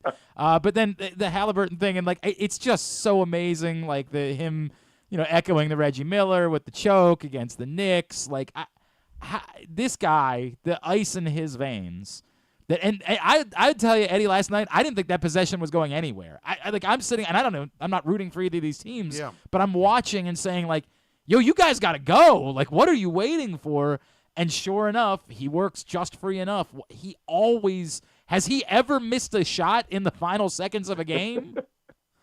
Not in the last month and a half. There's no doubt. He has not. Eddie, I'm sure he has in the regular season, but not in the last month. Eddie, I heard last night after the game a stat that was staggering to me, and it explained why OKC wasn't up by 22, 25, is off of the 25 total turnovers by you guys, they scored 11 points. That's incredible. That's amazing. Yeah. That's absolutely amazing. Math. Yeah. It's mind-boggling. They made a commitment. People forget. Again, I get it. We're in Indiana, so we know our team. Washington, your team. Whatever. Last year, we get to the Eastern Conference Finals. We play the Boston Celtics, who would go on to win the World's Championship. Okay, best team in basketball. We got swept. Oh, Pacers got swept. That's the national narrative. But if you realize it, 3 of those 4 games against Boston, we were either tied or had the lead with 1 minute to play. And we should have won game 1, but screwed it up at the end and lost in overtime. So if Pacers win game 1 in Boston, maybe that series changes, right? But when you are tied or up 1 against the Boston freaking Celtics in 3 or 4, and you end up losing them, they learn from that. And their commitment was we are going to turn up our intensity, physicality-wise, and being in shape. That's why we go in droves. I mean, we will play and run all, sort of like Lionel Richie. We will run all night long, and that's where you can go deep. You can do that stuff. Again, that's Rick Carlisle. Back to your guys' point earlier. It's amazing how the team has been constructed, and it's amazing what Rick Carlisle has done to it. And if you win 3 more, you're going to be dancing on the ceilings, obviously, in Indianapolis, too. Very Eddie, good, very good. For those of us that have no dog in the fight, we just want more games like this. But, man, what a ride. What a ride. Unbelievable. At Eddie White 3 is how you follow him. Eddie, a heck of a time to be in Indianapolis, obviously. Appreciate you taking the time for us this morning. Thanks so much for doing this, and continue to enjoy this, my Thanks, friend. Eddie. Anytime. God bless you guys. Be good. Eddie White with us here on GCR. That guy. Blessed me. That guy's unreal. Like, we were just some dumb radio guys in Baltimore, Right. and he was like, And he hooked you up whatever. Like he seats. took his role as being like ambassador for Indianapolis very seriously. Right. Like whatever we can do to make you guys say nice things about our city and whatever, we're gonna do that for you. Like, that guy was a 10.5, man.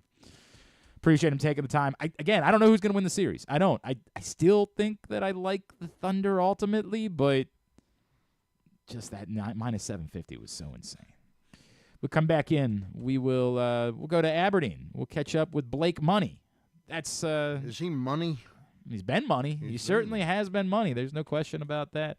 That's on the way. Stan, you, Ross, and Dan Duquette got together earlier this week. Yes, we did. Brought to you by the new Costas The brand Inn. new. Oh, we're not going to take a break. I guess Blake Money's going to call us right now. He's Money. That's all right. We can work around his schedule. That's no problem. He is Tell us so more. Money. Yeah, he doesn't even know it. Tell us more about the brand new Costas Inn. I know you got over there the other day. I got over there the other day. It really a remarkable job they did. The place feels like the Costas Inn, yet it's newer. The look, it's unbelievable. Yeah. Like You've been in there? I haven't been able to get in yet, but it looks tremendous. Yeah, and it's the same old food. It's fantastic. I can tell you. We talked about the boys. They sent crab cakes over from Matt Rambo and Rob Pinnell the other day, and I was pissed. I was over yeah. there. You're like I could have just come by the studio. Could have just come by the studio. I don't know if you saw the video we made it. The boys just hammered them. Like, is that the video we're gonna do after the show? No, we're gonna do a different we have video. Some crab cakes. I don't. John can run by and get. It's funny because I kept saying to Pete and Nick, I'm like, well, Stan, we got Matt and Rob coming in on Tuesday, and they're like, oh yeah, we'll send them over. And then I said, and then we got Stan coming in on Friday, and they're like, well, and he can come see us. But I don't mind doing that anyway. And I do. Yeah, no doubt about it. Brand new Costas Place looks great.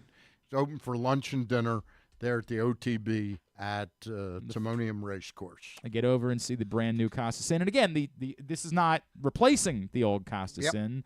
Just 2 locations now. The only difference is that the Dundalk location, the original location, open for 54 years. That's where you go for steamed crabs. Exactly right. Okay, no steamed crabs at the new location. And, of course, Stan shows every Monday, Stan, Ross, and Luke typically, but this week mixing up with Dan Duquette. Facebook.com/PressBoxSports. All right. Joining us now here on GCR, it's time for us to make a trip to Aberdeen to chat with a member of the Ironbirds. Joining us now on the program, he is pitcher Blake Money, former 12th round pick of the Baltimore Orioles, and he's with us now here on GCR. Blake, it's Glenn and Stan here in Baltimore. It's great to meet you. Thank you for taking the time for us.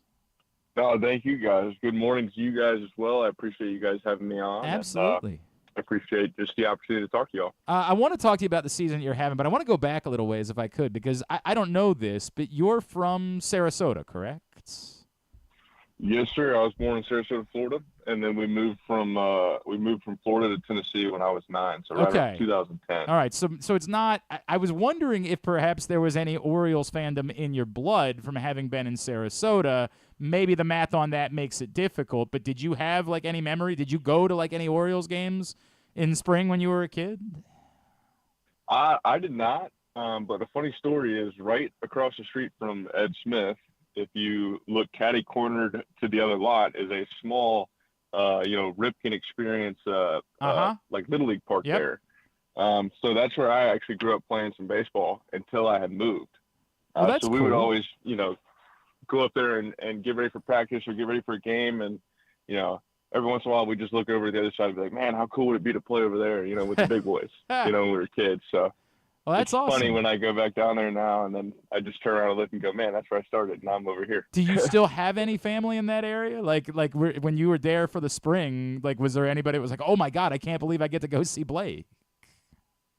I do have family down there. I got my grandma on my mom's side, and then my grandfather, and my aunt and cousins on my dad's side are down there. Well, that's awesome. I get to spend a lot of time with them and be with them, so it's really, really nice. Get a little home cooking in March, right? Like that's not so bad. Blake, tell us a No, little. most definitely. Blake, tell us a little bit about yourself as a pitcher. I see you're 6'7". Is part of your maturation kind of learning how, as big as you are, to mechanically be able to repeat delivery? I would say just being as repeatable and as smooth in your delivery as possible. I think that's something that is necessary for every pitcher. The more fluid and more smooth that you can be in your delivery, based upon your size, is going to allow you to be able to maximize your fullest potential. And the more that you can repeat it, the better chance of success you're going to have with it. So being able to repeat that delivery is something I do focus on a good bit, especially with a lot of moving limbs, long limbs going down the mound. But no, it's a part of it. And then just making sure the body feels good on top of that, like making sure you're taking care of yourself, days in between outings, getting all of your pre-prep work in, and then making sure you're staying on top of it in the training room, with making sure you're getting your recovery in and ready to go in between outings. So that's what I would say from there. But, I mean, as far as a pitcher standpoint, being 6'7", I do like to be aggressive. I do like to go right after people. And then, I like to be efficient. And, 4 or less per hitter, I want to force action, whether it's a punch out, a strikeout, or a pop fly, or a ground ball, But I don't like walks. I don't like them at all. So I'd rather something else happen besides that. I wanted to know about I would assume, given your size, that you've probably thrown a ball pretty hard a few times in your life. Where's the velo sitting at for you right now? And do you feel like as you keep moving, let's just get to it, can you hit like 103? We want to see something insane. Yeah, no, I definitely want to hit 103. I mean, why not? Everybody wants to throw 100. But yeah, no, right now, currently, 2 to 4, and grabbing some 5s throughout the outing. Okay. For me, it's one of those things where you're understanding that it's a long season. We start, late February and in March, and then we go all the way till September, and then obviously in the big leagues they go to October. So for me, it's more of, okay, I want to get up to 98 miles an hour this year. Okay, how can I stay within my means to keep myself healthy and also be able to pitch week in and week out, but also be able to increase and maintain velocity throughout the course of the season. So it's a longer process. It's a process that I enjoy. But yes, no, I would love to one day hold the record for hardest ball thrown. I mean, that would be, quite a thing. So it'd be nice if I get up to 106. That'd be awesome. Yeah, man, I would give anything. Although I would never want to face it. Get me the heck away. Blake, how cognizant are you of though trying to keep something? I know you throw hard, but you're aggressive, but keeping something in your pocket that the hitter hasn't seen velocity-wise later in a game. Super, super cognizant of it. I mean, I think that's one of the biggest things. I like to think of it as like a revolving door. Throughout the course of the season, we play teams multiple times. You see the same lineup over and over and over again. So I always like to think about it in the long run of things. Like, okay, the more and more I see this person, how many different times can I change up a look, give them something they've never seen before, and then always constantly trying to develop things. Whether it's pitches that are in the repertoire or maybe you're playing catch and you like something and maybe down the road it becomes a really beneficial pitch for you. So for me, it's just, when you go out there and you face a team, I don't want to show the whole bag in the first inning or the first time through the lineup. I definitely take a select few and try and get through it. If a guy's having a constant or he's having a pretty long AB, maybe I'll show him a different look to get it out. But definitely try and keep it to a minimum. And then as that game goes on, being able to make some maneuver late in the game to keep the pitch count low and stay in the game and help the team win, most definitely. Pitching coach-wise, is it your Aberdeen pitching coach that you interface with mostly, or is it Herman? Frank Herman, I think it is. Is he involved in your evolution as a pitcher? No, most definitely. We we work with Jeremy here at the field week in and week out. We spend a large majority of our time together looking at post-outing reports, getting together in catch play, getting together in the bullpen, finding ways that we can sharpen the tools that are in our bag. And then Forrest Herman, who's our pitching coordinator, he's in town quite a bit. He comes and sees us. He's a big part of our development. He's making sure that we're staying on top of the things that we need to improve, but also reminding us the things that we do extremely well. So it's a very, very good balance. And I feel our organization does a really great job of handling pitchers, being able to put the things out in front that are necessary for us to reach our fullest potential. But then most importantly, like encouraging us of being with each step of the way. And if they see something, they say something. And that's really unique because, like, for example, last year, I'd never thrown a cutter before. I think I had talked about it, kind of jokingly. And then Forrest and Adam Shuck, another pitching coordinator, they said, you know what, like, I think that might be a good idea. We looked at some stuff. We looked at a sheet. We looked at a spreadsheet with your heater number. I think that if you added a cutter, it would be really beneficial to get guys off your heater. Sure enough, midway, from the second half of the season on last year, I was throwing a cutter and got, immediate feedback with guys now being off the heater and then, being able to steal heater, free heater looking punch outs with guys maybe looking for a cutter or, not knowing what's going on or what to look for, So it's really, really, really good to be in this organization and be surrounded by such great people that we have. And the quality of work that we put in each week is extremely high. And, they do a great job of setting it up for us. He is Blake Money of the Aberdeen Ironbirds, and he is with us here on GCR. Blake, I wonder if we could talk about like the experience that you had. I just wonder, not just winning the College World Series, obviously, but being on a team. It felt like you guys were kind of like the Beatles, right? Like that year between Dylan and Paul Skeens and just the incredible star power. What was that experience like for you? What did it mean to win a College World Series, and how much did facing that level of competition, obviously throughout the season in the SEC and then on through the College World Series, help prepare you for making the jump to the pros? No, most definitely. I'll tell you what, 2023, we felt like the Beatles. Yeah. Every day we were walking in that locker room, I was like, man, we are good. Right. But no, that was a lot of fun. College was a lot of fun. I experienced a lot in college, but 23 was great. We had a great group of players. And obviously Dylan Cruz and Paul Skeens were at the forefront of that, but I'll take it back to even further. We'll go Gavin Dugas, Cade Veloso, two fifth-year seniors that were leaders on that team. they understood, what we needed to do. They understood how we needed to do it. They were there for 5 years, and they definitely took charge of the boat and led the ship. And they led by example, and it was great to have that type of leadership from them. And then obviously, with Dylan and Paul, we had Tommy White. Tommy White's, the guy is tanks. He's hitting homers right now in the A's organization like it's going out of style. I've never seen anything like it. The guy just hits baseballs hard. And then we had Trey Morgan. Trey Morgan is an automatic walking out. Doesn't matter, if you put him on a defensive position, he's making a play at first base, he's making a play in left field, you throw him in right, it's just, I've never seen anything like it. Really good defensive player. And then obviously a great offensive player too. But we had a lot of great pieces. And then from the pitching side, Ty Floyd, a former roommate of mine, had a phenomenal year that year. Garrett Edwards is having a great year in the Rays organization.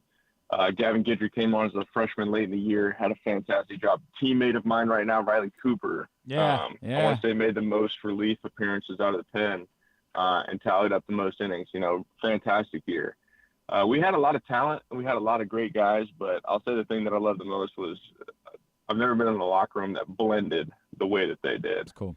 The way that we came together as one cohesive unit was something that I'll never forget for the rest of my life. I get goosebumps talking about it because we were just super close. We did everything together. It was a 40-man party everywhere. If somebody was going to dinner, it felt like we were all going to dinner. It was wild. I need to know.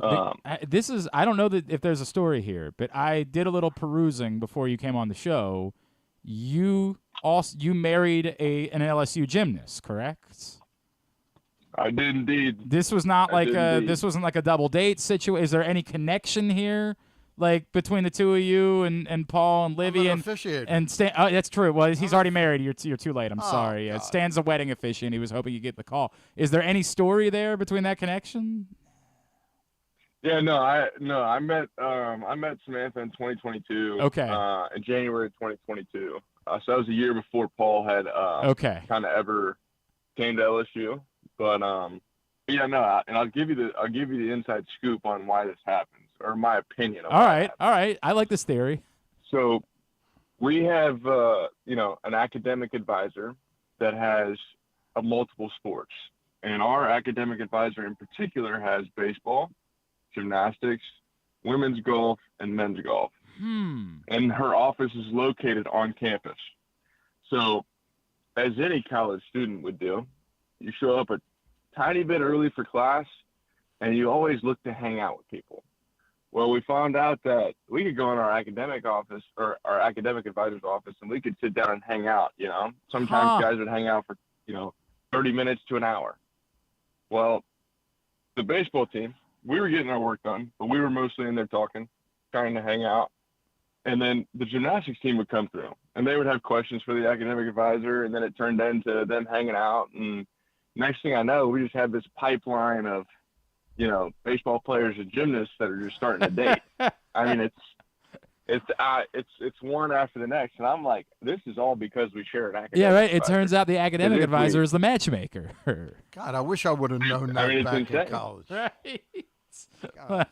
All of a sudden you start seeing the guys that weren't taking academics quite as seriously are like, I got to start showing up at the academic advisor's office.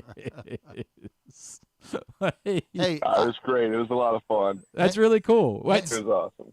Hey, I've got two more quickies for you. Is Ben McDonald still a legend down there?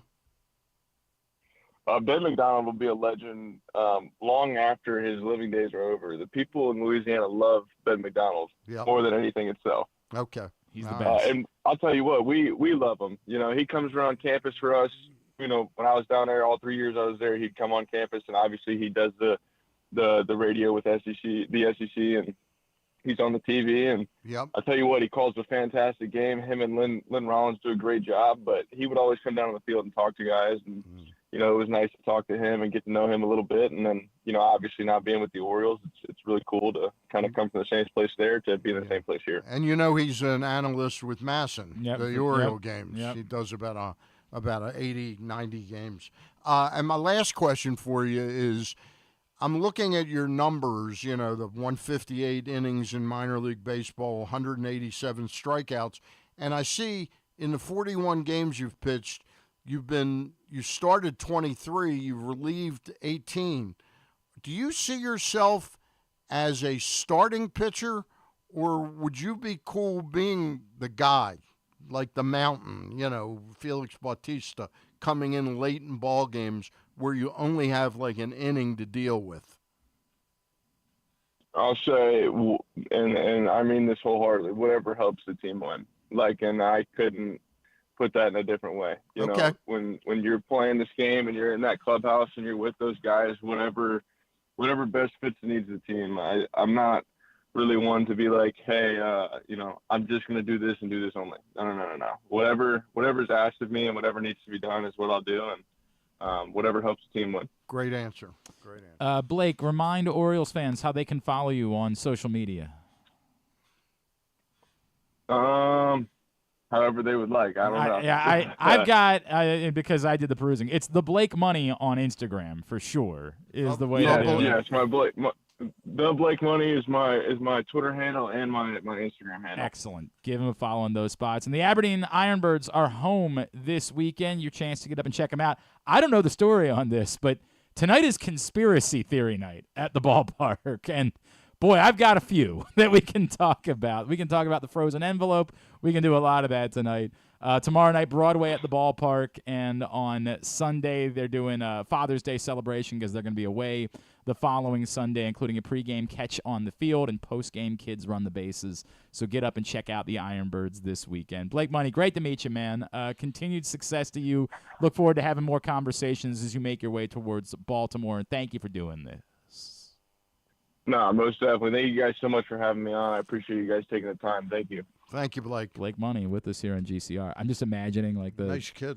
Oh, very nice kid. But I'm thinking about who the ball. By the way, there's this is the crazy part. Paul Skeens-Simo's thing.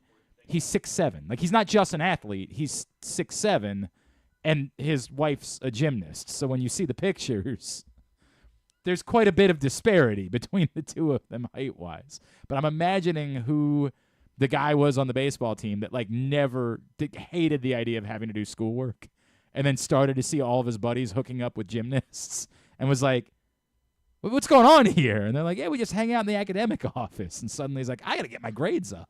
I got to make the move. She's very lovely, but she's quite a bit shorter than Blake because Blake's 6'7", and she's a gymnast. She's a very lovely young woman, and that's an interesting dynamic between the two of them. We'll come back in. We'll talk some more Orioles. Mike Baumann from Fangraphs will join us next. We're not going to have This Week in the Rest of Baseball. We already did This Week in the Rest of Baseball, Stan. You want to do part two? Part two. We'll talk to Mike Baumann about the Orioles next. Glenn Clark Radio. Driving in Maryland? Did you know an Easy Pass from DriveEasyMD.com can save you time and money? Of course you did, because you are a thrifty driver. An antenna reads your Easy Pass transponder and automatically deducts the toll from your Easy Pass account. There, you just saved money with Easy Pass, all without slowing or receiving a notice in the mail. Well done, thrifty driver, well done. Get your Easy Pass at DriveEasyMD.com. Baltimore's Classic 5 golf courses make golf fun and affordable. All 5 local courses, Pine Ridge, Mount Pleasant, Forest Park, Carroll Park, and Clifton Park, are challenging and fun for players of all skill levels. Book your tee time today at classic5golf.com. Celebrate 60 years of America's favorite muscle car at Live Casino and win a new Ford Mustang. Earn entries daily and enjoy revved-up specials across our restaurants and bars all June. Cruise in Saturday, June 28th, and be one of 25 players to win cool trips, hot prizes, or a new Ford Mustang. Hit the gas at Live Casino at Arundel Mills. Must be 21. Please play responsibly. For help, visit mdgamblinghelp.org or call 1-800-GAMBLER. Gambling can be a fun and entertaining experience, but there are risks involved. If you're planning on betting on the game at the casino or on your phone or computer, know your limit, stay within it. Set a budget and a time to stop. Remember, gambling isn't a financial solution, and it doesn't mix well with alcohol or drugs. Know the risks and have a plan before you begin gambling. For free and confidential services, call 1-800-GAMBLER 24/7 or go to helpmygamblingproblem.org. Feeling sluggish, unfocused, or not like yourself? It could be low testosterone. At Game Day Men's Health, we specialize in testosterone replacement therapy to help men boost energy, improve mood, and regain confidence. Our treatments, including testosterone cypionate, are safe, natural, and tailored to fit your lifestyle with weekly injections or pellet therapy. Get started today with a free testosterone test and feel the difference. GameDayMen'sHealth.com. Game Day Men's Health, where men reclaim their game. The latest edition of PressBox is available now, and on the cover, Luke Jackson looks at the long road back from Tommy John surgery for Orioles closer Felix Bautista, as well as Kyle Bradish and Tyler Wells. Also inside, we learn more about new Maryland basketball coach Buzz Williams from the players who have played for him at other stops. Plus, evaluators around baseball chime in on Orioles' top prospect Samuel Basayo. PressBox is available for free at over 500 locations throughout the region, including 60 Royal Farm stores. Or you can read the entire issue online at PressBoxOnline.com. where you can also find great betting advice and the best daily coverage of the Orioles, Ravens, and Terps. Contrary to what some people believe, I actually like this guy when he sleeps. Glenn Clark, talking sports. All right, back in here on GCR as we continue along on a Friday edition of the program. Stan the Fan Charles is in studio with us. And so is Jake. Jake is always here. Jake's not running the show today. I don't know why that is. I don't know what happened there. Griffin just he took ownership today. He said, no, not on a Friday. Oh, you know why it is? Not with Stan. Because he can't have his own camera. That's what it is. Because you've got a camera today. So Griffin, that is why. He can't give up. If he can't have a cam, if there can't be a Griffin cam. Exactly. People have to see that face. Yeah. It's just, look at him. He's a camera slut. Look at him. Exactly right. Exactly the way he is. I call it like it is. So Carlos Alcaraz was in trouble early, and then that flipped in a hurry. He ended up winning the third set, 6-love, and then was up early in the fourth, and Lorenzo Musetti decided Who's that talking? The one in the that's Sam Querrey. That's who? Yeah, that's Sam Querrey. Captain America. Yeah. Oh, okay. And Andre Agassi called. Oh, my goodness. Agassi. Yeah, Agassi and Courier called the first men's semifinal today, which I enjoyed. Yeah. Is Courier good on a play-by-play? He's always been good. Yeah. He did a lot of Tennis Channel over the years. He's very good doing. I used to really like him as a player. He's a heck of a player. Yeah. He was a really good player. Yeah. So, yes, Carlos Alcaraz on the French Open men's final will meet the winner of Sinner and Djokovic. Just a couple of weeks back, our next guest wrote about how unmitigated things really were for the Baltimore Orioles, and he was 1,000% accurate. Like, they were as bad as we all believed them to be. Things have changed a little bit. Want to get his perspective on what we make of it. Of course, he writes for Fangraphs. He is Mike Baumann, and he is with us here on GCR. Michael, it's Glenn and Stan here in Baltimore. It's great to chat with you. Thank you for taking the time for us. Yeah, thanks for having me on. It really was a mess when you wrote about the Baltimore Orioles, and I at the moment did not see the path for it really to turn. What do you make of what's happened over the course of the last 2 weeks, and have things really changed? Is there reason to think that they could somehow sustain this and be relevant again by, say, the end of July? Well, it's still kind of a mess. You know, a lot of the structural issues, you know, my critique of the team was back then, I think, was not so much about they were losing a lot of games, because good teams, you know, just biff it for no good reason early in the season. You know, the Orioles are not the only team this happened to this year. There's a lot of structural issues, just the way they, you know, the underperformance of a lot of the core hitters at the major league level, their lack of a plan really for acquiring good starting pitching or holding on to it in the case of Corbin Burns. And what we were seeing was a lot of stuff that was avoidable and foreseeable coming back to bite this team. And, you know, when the nadir, they were 17 games under 500, like one winning streak is not going to erase that. That's such a long way to come back from. So, you know, as good as they've been over the past couple of weeks, they're still 11 games under 500. We've got them as of right now with a 3.9% chance of making the playoffs.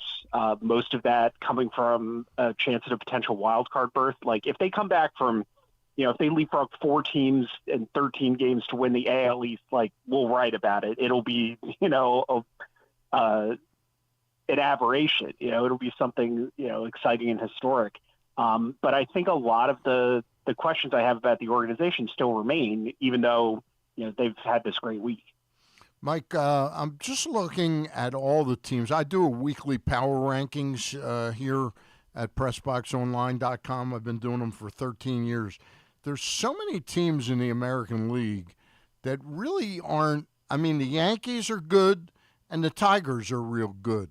Beyond that, even the teams that are high in the standings don't strike me as unbeatable for the Orioles to get back in it. Do you take that into account at all? I mean, like Seattle's leading their division, but they're only 6 games over, 500.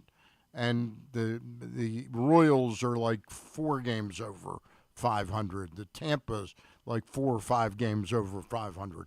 Those teams aren't considered fixed in stone that they're going to be definite playoff teams, are they? No, I think that there's, even the Tigers and the Yankees, I'm not convinced how good, neither of those, teams are, neither of those teams looks like the 2018 Red Sox to me, But the thing is, there's only, I don't know, or there are as many as 3 bad teams in the American League. Everybody's sort of in this mixer, where the Twins, the Rays, the Mariners, the Astros, a lot of the teams that the Orioles would have to leapfrog in the wild card race are within 5 games of 500 one way or another.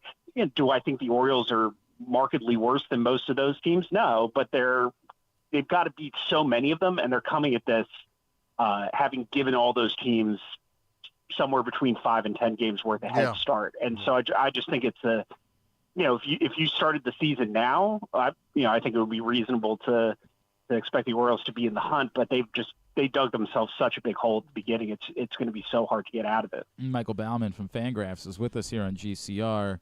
Michael, I feel like to me the micro and the macro are really interesting here because the macro is I guess the first would be the trade deadline. And again, 2 weeks ago, I would have just assumed, hey, anyone that's a pending free agent is going to get dealt. Is there a point where, hey, if they're within X games and having played at it, that they start reconsidering what it is that they do at the deadline because maybe they can still get back into this thing? Sure. I think that,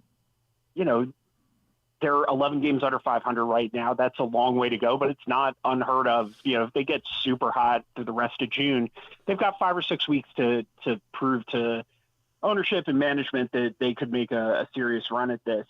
It'll be tough. I'd be kind of surprised if they get there. But the other thing is, and I wrote about this too, this has just shocked me. Every time I write about the Orioles is how little of this team is tied down for the next couple of years. Like you talk about, I did a radio hit in Cincinnati yesterday. Sort of team in kind of a similar situation. We were talking about, who do they potentially sell if they end up as sellers in 5 or 6 weeks' time? And there are 3-4 names on that team. It's everybody with the Orioles. Everybody's a free agent at the end of this season, and so it's if you decide or if they decide to sell, this could be 2022 Nationals type of just trading everybody who's not tied down. And it's a big project. And, I'm starting to have questions about whether this front office is capable of really maximizing it. Cause this is not, you can't tank again if you're in this situation. Sure. You've got the new owner, you've built up all this goodwill from those 2 playoff runs. You've got this incredible core, or at least what looked like an incredible core a year ago. This team needs to be good again next year, and it's a very tricky path to navigate the way that the roster is constructed. I'll posit, Mike. I think that part of the conversation is if you are, whatever it is, wherever you are in the standings, wherever you are, trend-wise at that point, if you are trading away pending free agents, do you approach the deadline trying to go both ways a little bit? Like both trying to trade your pending free agents that you're not going to be able to sign and also trying to acquire players that have control because of exactly what you just said. Like, you've got work to do to try to get back there in 2026. And I think that if you approach it that way, that gives you more options. Because I think it's getting harder and harder to make these sort of obvious win now or sell now moves just because the market's kind of closed up. And I think we've got a lot of GMs and presidents of baseball operations wherever the titles are now, they think the same way, and that similarity of thought sort of makes it hard to find those spaces where a deal can get done. Yeah. But, if you can take back major leaguers, young major leaguers with 2-3 years of team control, and you're not just looking for prospects, that gives you more options, more cards to play at the deadline. So it could be, if I were running like an MLB The Show franchise or an out of the park baseball save, like this would be a fun team to take over at the deadline just because there's so many different ways that you could go. But it's a tricky thing to navigate in real life. Michael, the agents for players like Tomoyuki Sagano, Zach Eflin, Ryan O'Hearn, those three, let's say, or Cedric Mullins I'll throw in there. Are those guys, would they be receptive to talking now, to find out before the deadline that, hey, I definitely want to go free agent, or, yeah, I'm willing to listen right now to something that's reasonable? Oh, yeah. I imagine those, if Michael Elias isn't doing that, he's not doing his job. Right. He should have a good sense of how willing these key players are to re-sign. And, he should know basically which ones he wants to keep. And so, just the reason I pointed out those guys, Mike, is because the big name tickets that are handled by Scott Boras, right. But you kind of know it takes two to tango, and Scott's not going to want to talk now, And, well, this close to free agency, most agents aren't going to want to talk. The player's really going to have to want to stay there. And then, there's a lot of reasons why a player would want to stay in Baltimore. But, this close to hitting free agency, hitting the open market, most players, I think, will take their chances. But still, you have the conversation. You always pick up the phone. Yep. You're always interested in getting information. So, a lot of these guys, I think, I would be interested in keeping around if I were running the Orioles. But, the time to do that, especially with someone like Cedric Mullins, the time to do that was 3 years ago. If you let it get this close, I think that he's probably going to want to see what else is out there, just from a perspective of, it didn't seem like the Orioles were interested in keeping him around. So why wouldn't you, take a look around the block and see if you can do better? Mike, I wonder, too, you brought up Mike Elias a minute ago. I'll throw in the conversation. If this somehow does continue, then obviously Tony Mansolino is going to be in the conversation to be the full-time manager of the Orioles. But short of that, what's your gut tell you about what the direction is they need to go? And are you convinced that they're going to continue to let Mike Elias be the guy, or do you still think that's to be determined? If I were David Rubenstein, I would be taking a very close look at whether I like the direction of this franchise and the way it's being run. And this is, I think that when he took over the team, there was a lot of understandable relief of thank God anybody but the Angelos kids. It can't possibly get worse. And, my stance on owners is they don't deserve the benefit of the doubt. Even new ones who talk a big game, who are local boys made good, who seem to love the team, you show me you deserve the benefit of the doubt by going out and spending. And, he's had enough time there. He's been involved. He's obviously, as a fan, has been watching this team pretty closely even before he became the control person. I think it's just like the conversations with agents we were talking about. He wouldn't be doing his job if he weren't at least considering making a change. Because it's a GM with a very specific point of view, and it helped the team make a lot of progress in a relatively short period of time, and he might not be the guy to get him over the top. This is, in a lot of ways, it's kind of like Brandon Hyde, who's the guy I have a lot of time for. I think he did a great job taking this team out of the rebuild, but the guy who takes the team out of the rebuild is often exists to get fired in a situation like this. And so, to a certain extent, the same thing goes for the G. So, yeah, they ought to be reevaluating everything, because they've got they've got such a wealth of young talent, but at the same time, they're not maximizing it. And more importantly, they're not supplementing it the way they should be. And so, that falls on the GM, and ultimately it falls on the owner. Michael Baumann from Fangraphs. We will make sure that everybody sees the piece that you wrote about the Orioles from just a couple weeks ago. We'll get that out on our Twitter account, @GlennClarkRadio. And you're at Michael Baumann with 2 N's, correct? Yes. Make sure everybody gives him a follow there. Appreciate you spending a couple minutes with us this morning, Mike. Thanks so much for doing this. Yeah, no problem. Michael Baumann, Fangraphs, with us here on GCR. We got one more segment to go. We're going to find out a little bit more about what's new at the 2025 Maryland 5-Star. Then we're going to get a tidbit, and we will get Tubular to wind things down. Today's show also brought to you by the print issue of PressBox. We're in the final days. It's about a week and a half for this print issue of PressBox. Go pick this up right now. The hard road back with Felix Batista, Tyler Wells, Kyle Bradish on the cover. Next week, we'll tell you about the new print issue of PressBox that's hitting stands mid-June. Again, PressBoxOnline.com is where you can read all of it.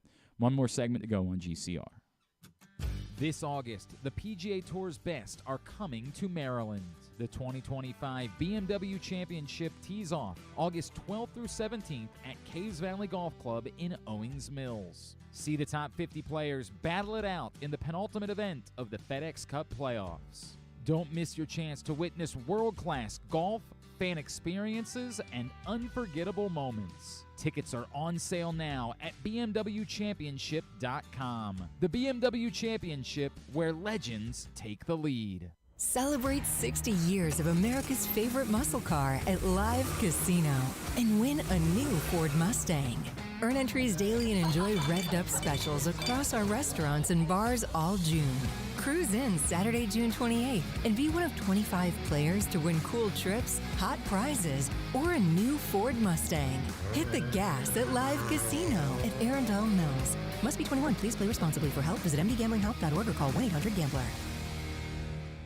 Driving in Maryland? Did you know an Easy Pass from DriveEasyMD.com can save you time and money? Of course you did, because you are a thrifty driver. An antenna reads your Easy Pass transponder and automatically deducts the toll from your Easy Pass account. Learn more at DriveEasyMD.com.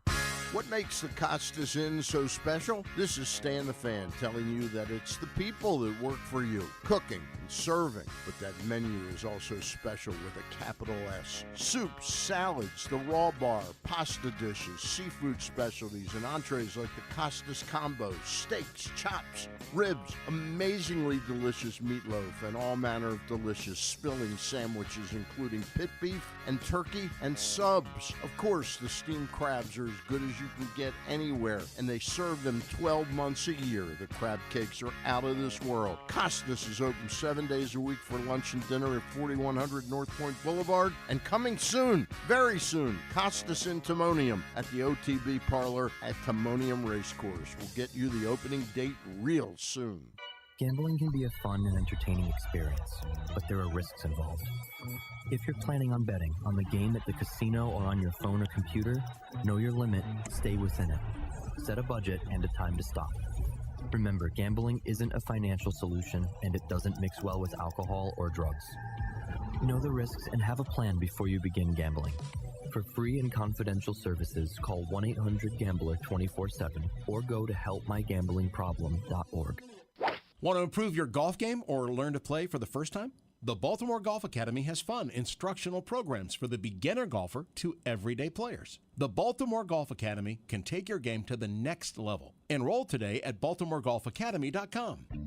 Whether your focus is luxury and comfort, convenience and technologically advanced connectivity, or sporty performance and aggressive styling, we've got the perfect Highlander for you. Check out buyatoyota.com for deals on new Highlanders from your local Toyota dealer today.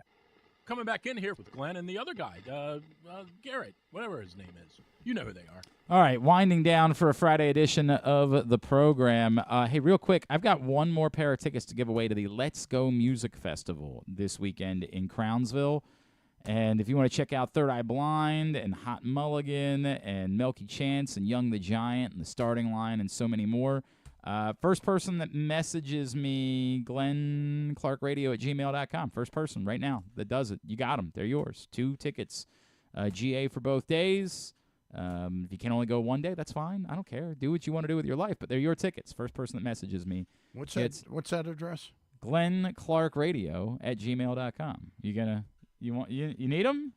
I know you're a big Hot Mulligan guy, Stan. I know you've been saying that you keep coming in here every Friday. You're like, I love Hot Mulligan. You're like, man. I thought he was a Young the Giant guy. You might be a Young the Giant fan too. But yeah, whoever wants them, they're yours. But you got to do it soon, like ASAP, because the festival starts tonight. So there's no time to wait. All right. Speaking of festivals, man, I've been out to this event each year for the last few years, and it is quite the festival up in Cecil County.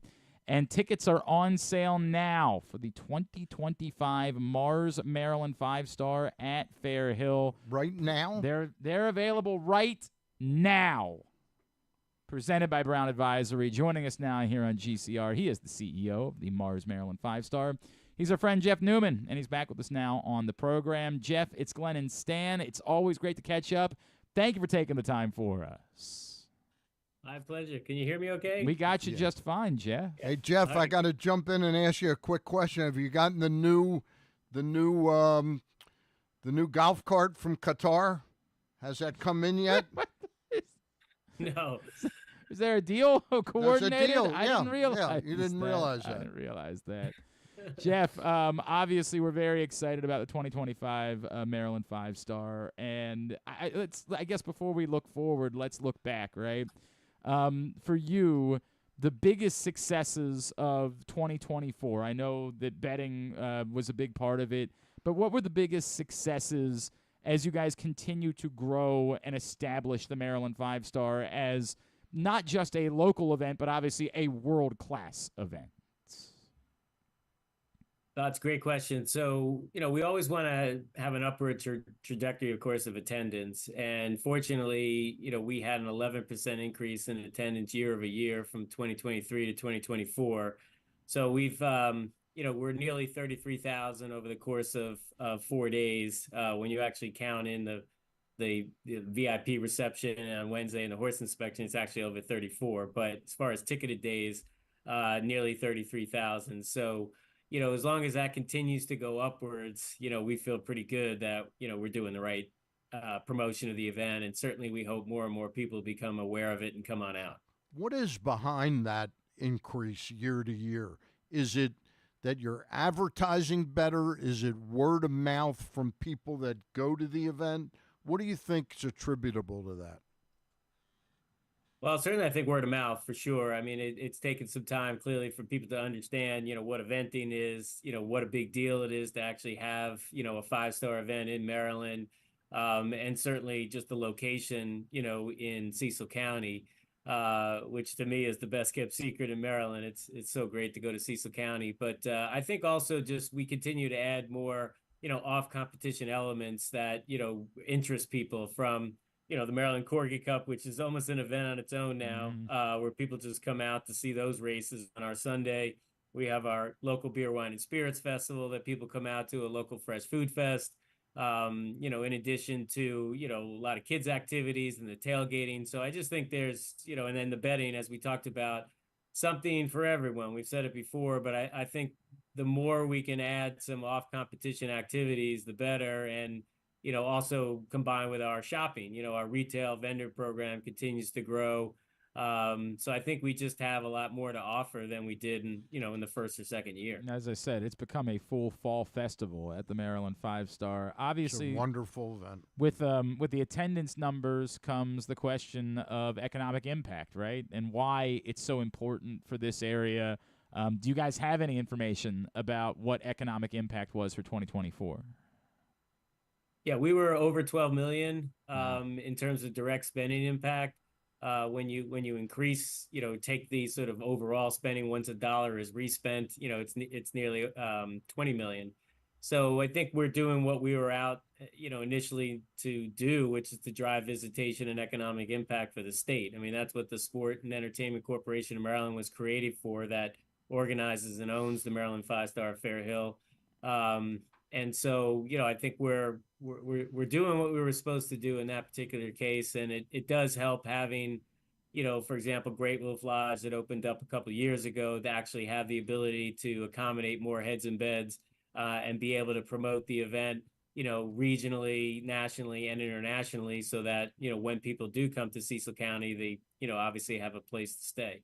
And then I think as far as just, again, the sponsor support that we've had, also has helped with that. Mars, Brown Advisory, and some of our loyal sponsors, continue to come in from out of town and, and spend dollars as well. So I think, combined with all that, we think we're really helping to drive, impact to local businesses and really put Maryland and the horse industry, always on the map. Jeff, the cross country day is just beyond compare. I mean, it's just an incredible event. Is there a way to grow the other couple days, the dressage and the show jumping? Is there some kind of plan, or are those such niche events that those are never going to be what really drive this from an attendance standpoint? Well, we want people to come out for all 4 days, obviously, because, it's a sport and not, a race, for example. So you want people to see all three chapters of eventing. You want them to see dressage and then come to cross country and then come to show jumping. But, I think it's a very busy time of the year. Like we always just know that, look, it's October. It's one of the busiest sports month and entertainment on the calendar. Kids are at school. There's a lot going on with youth sports. So, we want to be realistic too, but, the opportunity for us is clearly on the weekend, Saturday and Sunday. Those are definitely our largest crowds. And really cross country day has the unlimited capacity based on the venue. So with Thursday and Friday, I think we're still, because we don't have a permanent facility, we build the seating. We base the stadium build, if you will, on demand. So if that demand increases for Thursday and Friday, we'll build more seats. We're beyond capacity with Sunday. We sell out every year for Sunday show jumping. But, I just think Thursday and Friday is definitely a scenario where, again, there's just a lot to do in October and work, school, and everything else. But hopefully people want to take a couple days off and come out and do some shopping. And dressage is it's an acquired taste. There's no doubt about it. But it's really, if you're at the gymnastics or figure skating, it's pretty much the same thing for equestrian. And you'll see something pretty unique and special. They call it the triathlon of equestrian sports, the Maryland 5-Star. You can go to maryland5star.us with the number 5. So, Jeff, I guess that's what we need to know. What's back this year? What's new this year? What's different about the Maryland 5-Star in 2025? Well, as you said earlier, I mean, we launched sports betting last year through our partner Crab Sports, and that was just scratching the surface. So we really hope that that's going to people are going to really understand sort of how to bet on eventing and want to participate in that.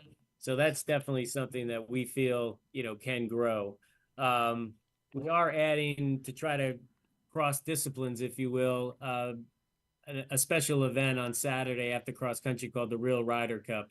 It was founded by Anita Motion and her husband Graham Motion, who are trainers at the Fair Hill Training Center and have had a past Kentucky Derby winner. But one of the things that event supports is thoroughbred aftercare, and it gives thoroughbreds sort of a second career. And oftentimes when young thoroughbreds are finished with racing, they can actually then become eventing horses. And so we're using the ability to bring in this fundraising event for thoroughbred aftercare to help bring in more of the racing community, if you will, and show kind of the pattern between, thoroughbreds that then become eventing horses. So that'll be right after our cross country competition. And we really think that that's an opportunity for people to see something unique.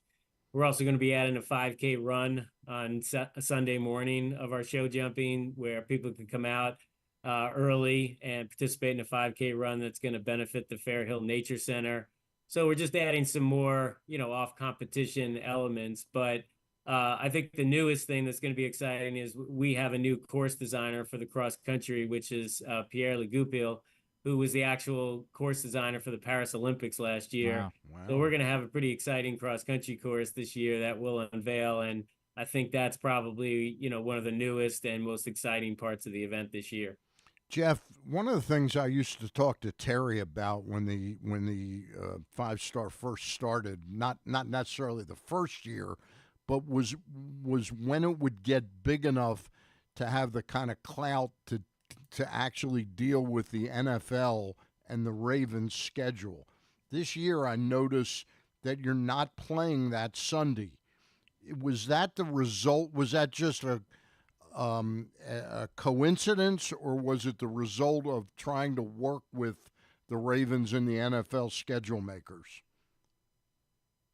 I wish we did have that power, I guess, to influence the NFL schedule, but I just think the NFL gods just sort of shined on us this year, and it just so happened to be an off weekend. So, we're obviously happy about that because, clearly it does present an opportunity for, people to come out and see our event, if indeed, a Ravens game was something that, they would attend in the past. So I think it's definitely a unique opportunity this year to try to tap into, the pro football crowd. Yep. Jeff Newman, we're going to be there. We can't wait. Maryland 5-Star is an amazing event. We'll be talking more in the months and weeks leading up to the event. Again, get to maryland5star.us right now with the number 5 in order to get your tickets, which are on sale for the 2025 Mars Maryland 5-Star. Yes, right now. Go get them. Yeah. Jeff Newman, one last quick thing to add. It is our 5th edition. So when you talk about successes, like the fact that just getting here, right? Yeah, sure. Hit number 5, we're pretty happy with that. So it's a big accomplishment for us. So we'll have some special things this year celebrating the 5th edition. I would say I think that's a line of demarcation. This isn't an if anymore. This isn't a maybe. It's part of the fabric of our community now moving forward. It the really Maryland is 5-Star. becoming that. Yep. Appreciate it, Jeff. Looking forward to chatting more. Thank you, as always, for taking the time with us. Talk soon, Jeff. Thank you so much. Okay. Jeff Newman, CEO of the Maryland 5-Star. Appreciate him hopping on with us this morning. Get your tickets now. I remember along those lines last year I was in the shopping area talking to somebody from France that, we have 100,000 people just on the one day, And I go, you've had it for 60 years. We're Give us a little time. Trying to make this thing happen. Yeah. It's awesome. I think in a couple of years they'll have 75,000 people.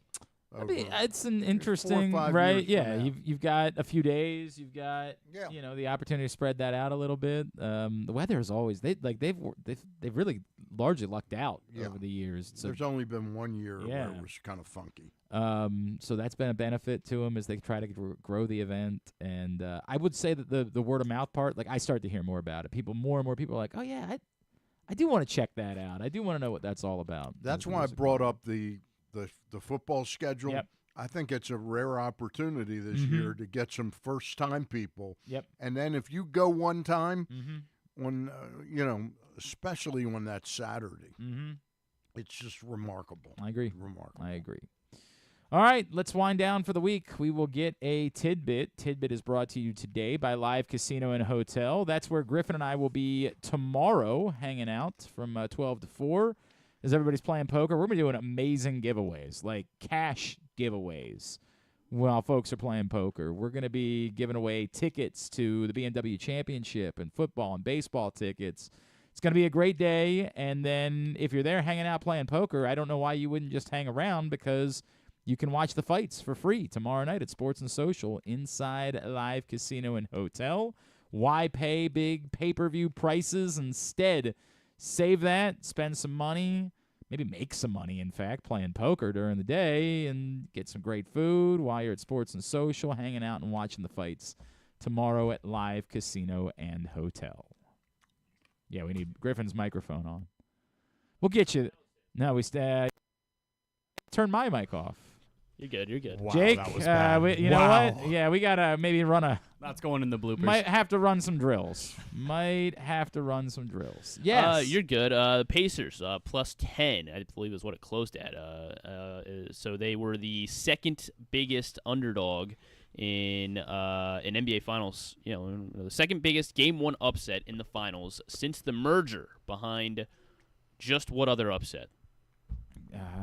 When the Sixers beat the Lakers, You nailed the it. Ty Lue game. It Yeah. was it was the only game they won that series. 2001. Yeah, 2001. The But, Sixers were plus 11.5. Yeah, Allen Iverson famously stepping over Ty Lue after hitting a dagger from the corner. I mean, I've got like 18 different Pacers and Tyrese Halliburton. Well, I think the one that jumped out at me was, were they the first team to ever win a finals game trailing by 9 or more in the final 3 minutes? And it was something like teams were 0-127. Ooh, I don't know if I even saw that one. So yeah, that was one I mean, that I saw floating around. Tyrese Halliburton is 6 for 7 when taking a shot to tie or take the lead in the final 90 seconds of the fourth quarter or overtime this playoffs. I mean, 6 for 7. He's been unbelievable. That is the most I'm such telling you, shots. not only in did a I single thought season, that I thought single that postseason. possession was going nowhere, I didn't think it was a good shot. Like, I thought, he was obviously falling away, but I thought like Any shot from Tyrese Halliburton is a good shot.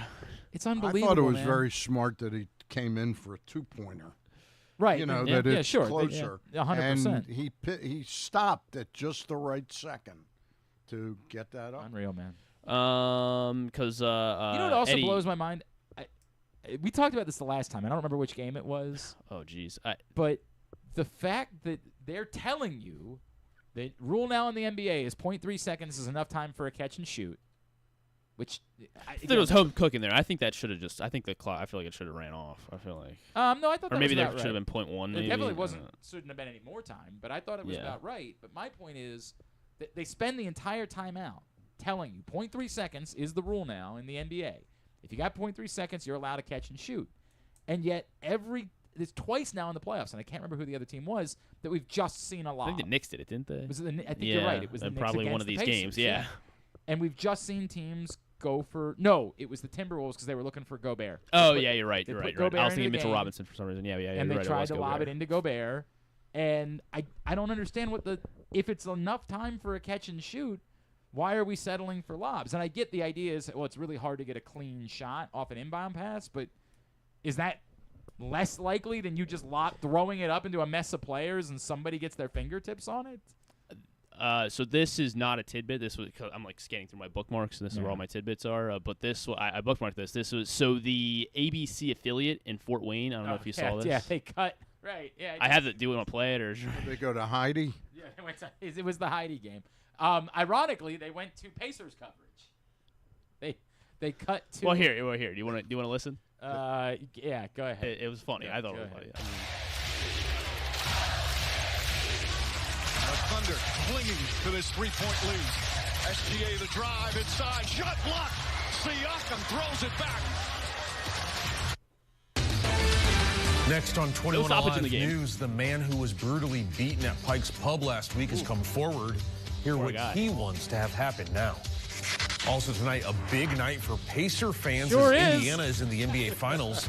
We'll show you a local business who has seen a boost from the Yes Sirs. Hell yeah. We could see a little fog overnight tonight. We'll have the very latest forecast coming up in a few minutes. Thanks for staying up with us. I'm Amara Boss. Fort Wayne's most watched news starts. Really wonder what that guy wants to have happen to the guy that beat the crap out of him. 100%. I like somebody would say, how does that happen? I legitimately, I don't know whoever the operator is. Jake happened to be in Indiana. Correct. Yeah, just trying to flip They let buttons. me try out the game last night. I don't know if they just got up to pee in that moment. Oh, man. I don't know if they had it automated, and automation is a thing now in radio and television. This happened one time while I was doing because I did the pregame for over at 105.7, and it was like we weren't supposed to. It was like a night game, and like I went to the bath. It was so the pregame was supposed to start at 5 p.m. So I went to run to the bathroom at 4:50. And for whatever reason, we got like ahead of schedule in the programming. I'm in the bathroom. Yeah, peeing. it definitely was. Ken Wyman starts calling me. Yeah, He's like, "What's going on?" Because like the intro starts running. I was able to get back there in time to play a few more ads until we got up to 5 o'clock. But it was just something. Tyrese Halliburton, Pacers, biggest fourth quarter comeback, 15-point deficit in the NBA Finals since 1971. Indiana took the first lead of the game with 0.3 seconds left in the fourth quarter. Since 1971, that is the Stan latest. was celebrating his 50th birthday back then. Ah, well, yeah. It's a big year for pushing 100 now, isn't it? Or over it, over it. Latest into any finals game that a team took its first lead. 0.3 seconds left in the game. One lead changed the entire game. And then one last Pacers one. There have been 3 fourth-quarter comebacks of 15 points in the NBA Finals since 1971. The last 2 were both by Rick Carlisle coach teams. The Mavericks in 2011 were trailing to the Heat, and then came back. Heat. Yes, yeah, the Heat. The Mavericks trailing to the Heat. So both were Rick Carlisle coach teams, the most previous 2. And then Manny Machado hit a home run yesterday. He became the 10th third baseman all time to hit 350 home runs. 10th primary third baseman to hit 350 career home runs.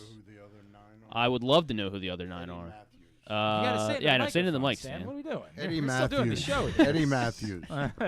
Or do what Glenn's doing and just or Eddie we Matthews. Do handholds. Yes, What's Eddie the difference? Matthews. Jake won't have me on. Wow, man, going war on Jake today. Mike Schmidt. That is Mike Schmidt number 1, Eddie Matthews number 2. Andre both Beltre. Over 500. Beltre. Beltre's 3rd.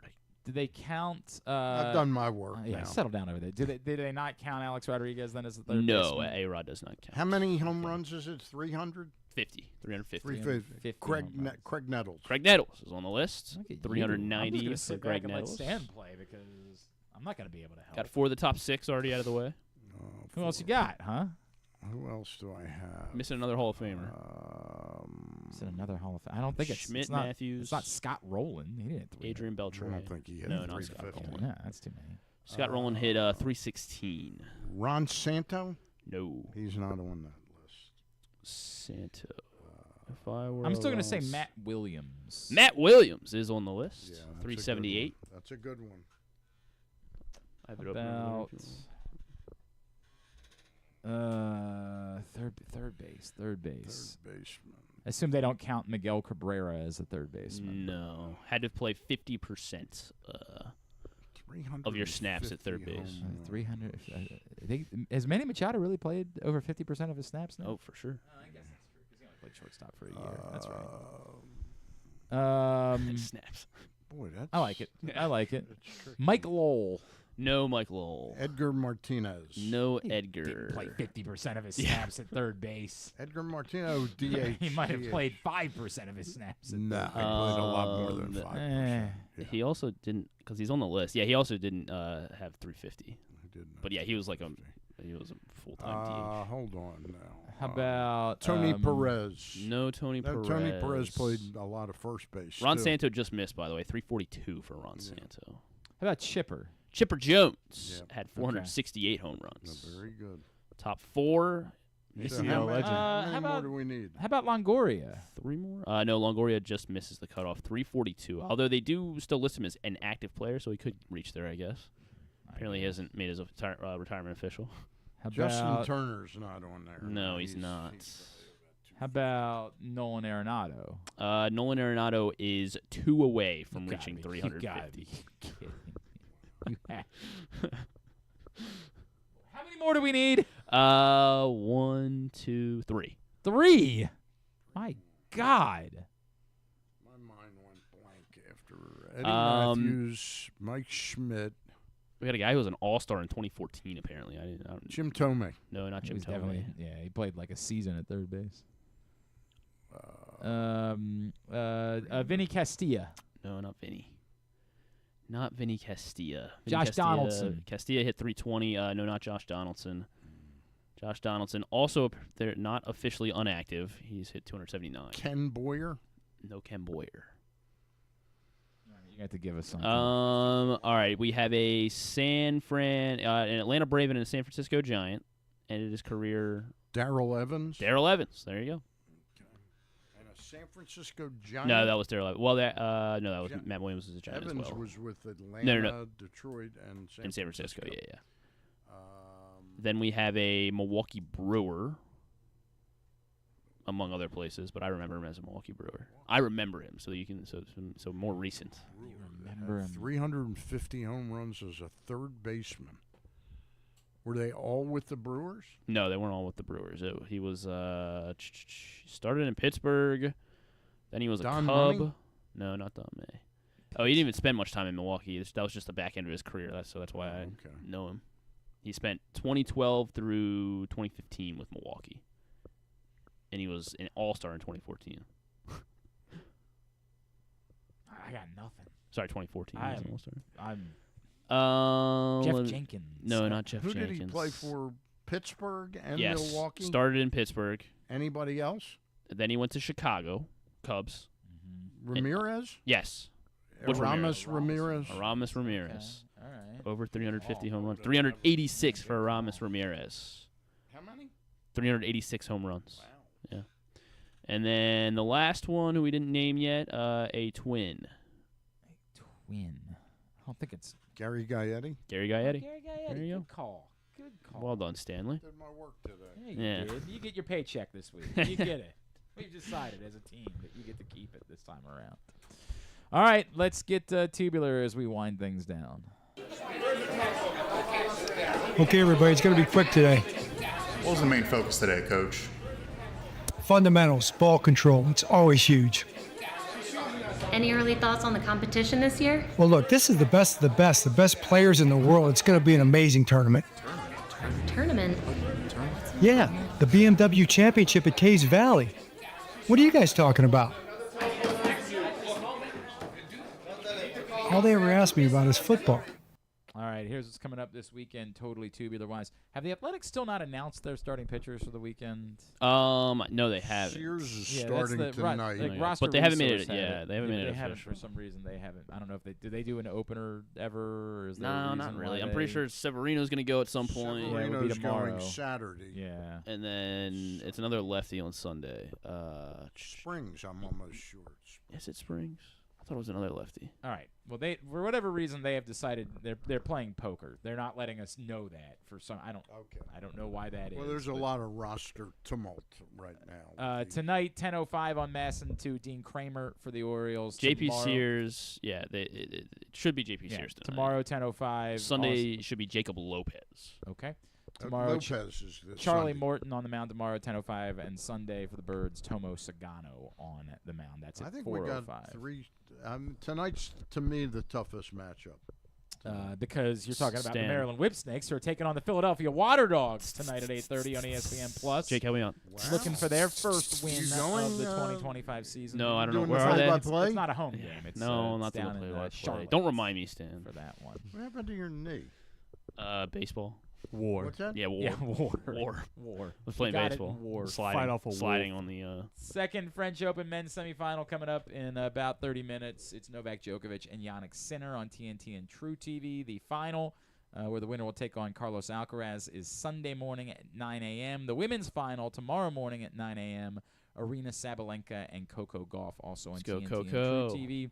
TNT and True TV have Game 2 of the Stanley Cup Final tonight at 8 o'clock between the Panthers and Oilers. And before that, make sure you turn into True TV for the Stanley Pup Final. Ah, right. I know you were very excited about that. The Women's College World Series Final, Game 3, winner-take-all between Texas and Texas Tech tonight at 8 on ESPN. Game 2 of the NBA Finals is Sunday night at 8 on ABC between the Pacers and Thunder. The Belmont Stakes tomorrow, post-time 6. Journalism. Rodriguez. I'll take Rodriguez. Oh, yeah? Bafford's got to win one. All right. Yeah, you make a point. Journalism. Post time tomorrow, 6:41 on Fox. Coverage begins at 2:30, and everything else you can find at glennclarkradio.com. Anything non-sports wise. The Stanley Cup Final, we talked about that. Yes, sports. Correct. Alto Nights. Said Stanley Cup. Sorry, I thought you said Stanley Cup. My bad. Alto Nights is streaming on HBO Max now. If you missed it, that is the mob movie with Robert De Niro that sounded like pretty good until you realize De Niro was playing both Frank Costello and Vito Genovese in this. So he's going to be just talking to himself the entire movie. When you say it sounds like it's pretty good. Well, because it's a what mob does that movie. mean? Well, because it's a mob movie and Robert De Niro's involved. So I don't feel like it's hard to mess that up. There's a animated Predator movie on Hulu if there's anyone that really loves the Predator. Okay, let's get to the highlights if there are any of those. Tyler Perry Straw. This is a movie, a Netflix movie. So Taraji P. Henson plays a single mother who is like kind of she's like she's she got kicked out of her apartment, and now she robs a bank to like try and support her daughter. And it's like much more serious. It's not you hear Tyler Perry. Yeah, that sounds great. It's much more serious, and it looks intense. It looks intense. Sure. But I mean, it's Taraji P. Henson. Okay. Anything else? Have you heard of Department Q season on Netflix? Not familiar. We've talked about this. Yeah. Pretty interesting. Looks pretty that one's good. interesting. That one's good. I haven't watched it I either. didn't say it sounds interesting. It looks pretty interesting. Looks good. Jane sent me CNN's doing a live showing of Good Night and Good Luck. Oh, with George Clooney. Yeah, with George Tomorrow Clooney. night? Yeah, tomorrow night on CNN at 7. Looking forward to taping that. And then also tomorrow night after Good Night and Good Luck, you can switch over to A&E for season 16 of Storage Wars. Okay, all right. So nothing then. And then there's something. The Tony Awards are on Sunday. We never missed those. Duck Dynasty, the revival on Sunday night. Actually came back last week, but it'll Didn't be what's back his face again. pass away? Yeah, Phil Robertson. Isn't Curb Your last week. Enthusiasm back this I don't Sunday? think so, unfortunately. I don't think we're getting that. John Oliver Sunday night too. Yeah, that's Duck Dynasty. Instead. Have you seen big week for A&E? Have you seen the rehearsal yet? Oh, the rehearsal's great. I watched the rehearsal. Yeah. It's interesting. It's interesting. I just don't think it's for me. You gotta watch season 2. I know everybody's Did you watch season 2? With it. I thought it was not tied together, so I watched episode 6. That's the first episode I watched. And this is the plane episode? Yeah, but I think everything's tied to the plane. It is, yes. So season 2 is much more kind of cohesive. Well, season 1 was also more pretty it's cohesive, interesting. but It's interesting. I think it's too much of a chore sometimes. What do you mean it's a chore? I think like you're just not a Nathan Fielder I think guy. it's a little long each episode. I think like they're trying to make the strange the comedy, and sometimes the strange is just the strange. Yeah. Like it's not funny. You don't It's like? Did you just watch season odd. 2? I haven't watched season 2. Okay. I'll try. Inevitably, I I'll guess try. you just don't like Nathan Fielder. So yeah, you're right. Maybe you probably are just gonna come back and might you're gonna be say the I case. hate it. Stan, appreciate you. It's good to see you as always. All right, Looking buddy. forward to seeing you next week, and you'll be back in action on Monday. Back 5 o'clock with Ross and Luke Jackson. Make sure you check that out. Facebook.com/PressBoxSports. Thanks today to Jeff Newman. Thanks. We got to thank the guests first. My God. Jake We got had lot a big to do. day though. Jake. Jeff Newman, Mike Baumann, Blake Money. I can't even remember who all the guests were. Bo Smolka and Eddie White. We'll get all of it up in the greatest hit section of the. Loved Eddie White. Loved Eddie White tab. Yeah, there we go. Get up in the greatest hit section of the Galveston tab at GlennClarkRadio.com. The Bat Around Sunday at 8:30. Check out Paul and Zach talking baseball, and of course we'll be back on Monday, I presume, with Stuff and Things. Jimmy Kahn will be back. Who? Jimmy Kahn. Yeah, great. Thank you. That's what we got. That's our. I haven't talked to him in a while. It has been a while. All right, thanks to everybody at PressBox, all of our great sponsors and partners, including Live Casino and Hotel. Game Day Men's Health and Owings Mills, BMW Championship, Crown Trophy, Easy Pass, Baltimore's Classic 5 Golf Courses, HelpMyGamblingProblem.org. The Costa Sin, Maryland Sports, your local Toyota dealer, buyatoyota.com. Thanks to Griffin, at Griffin_Bass. Follow us, Twitter, Instagram, and TikTok, at Glenn Clark Radio. Have a great weekend. Go Birds. Go Whip Snakes. I didn't thank Alex. I'm sorry. Thanks to intern Jake. Who? At Alex? Alex. At Alex Wilson _, right? Yes, sir. That's how you follow him on Instagram. Have a great weekend.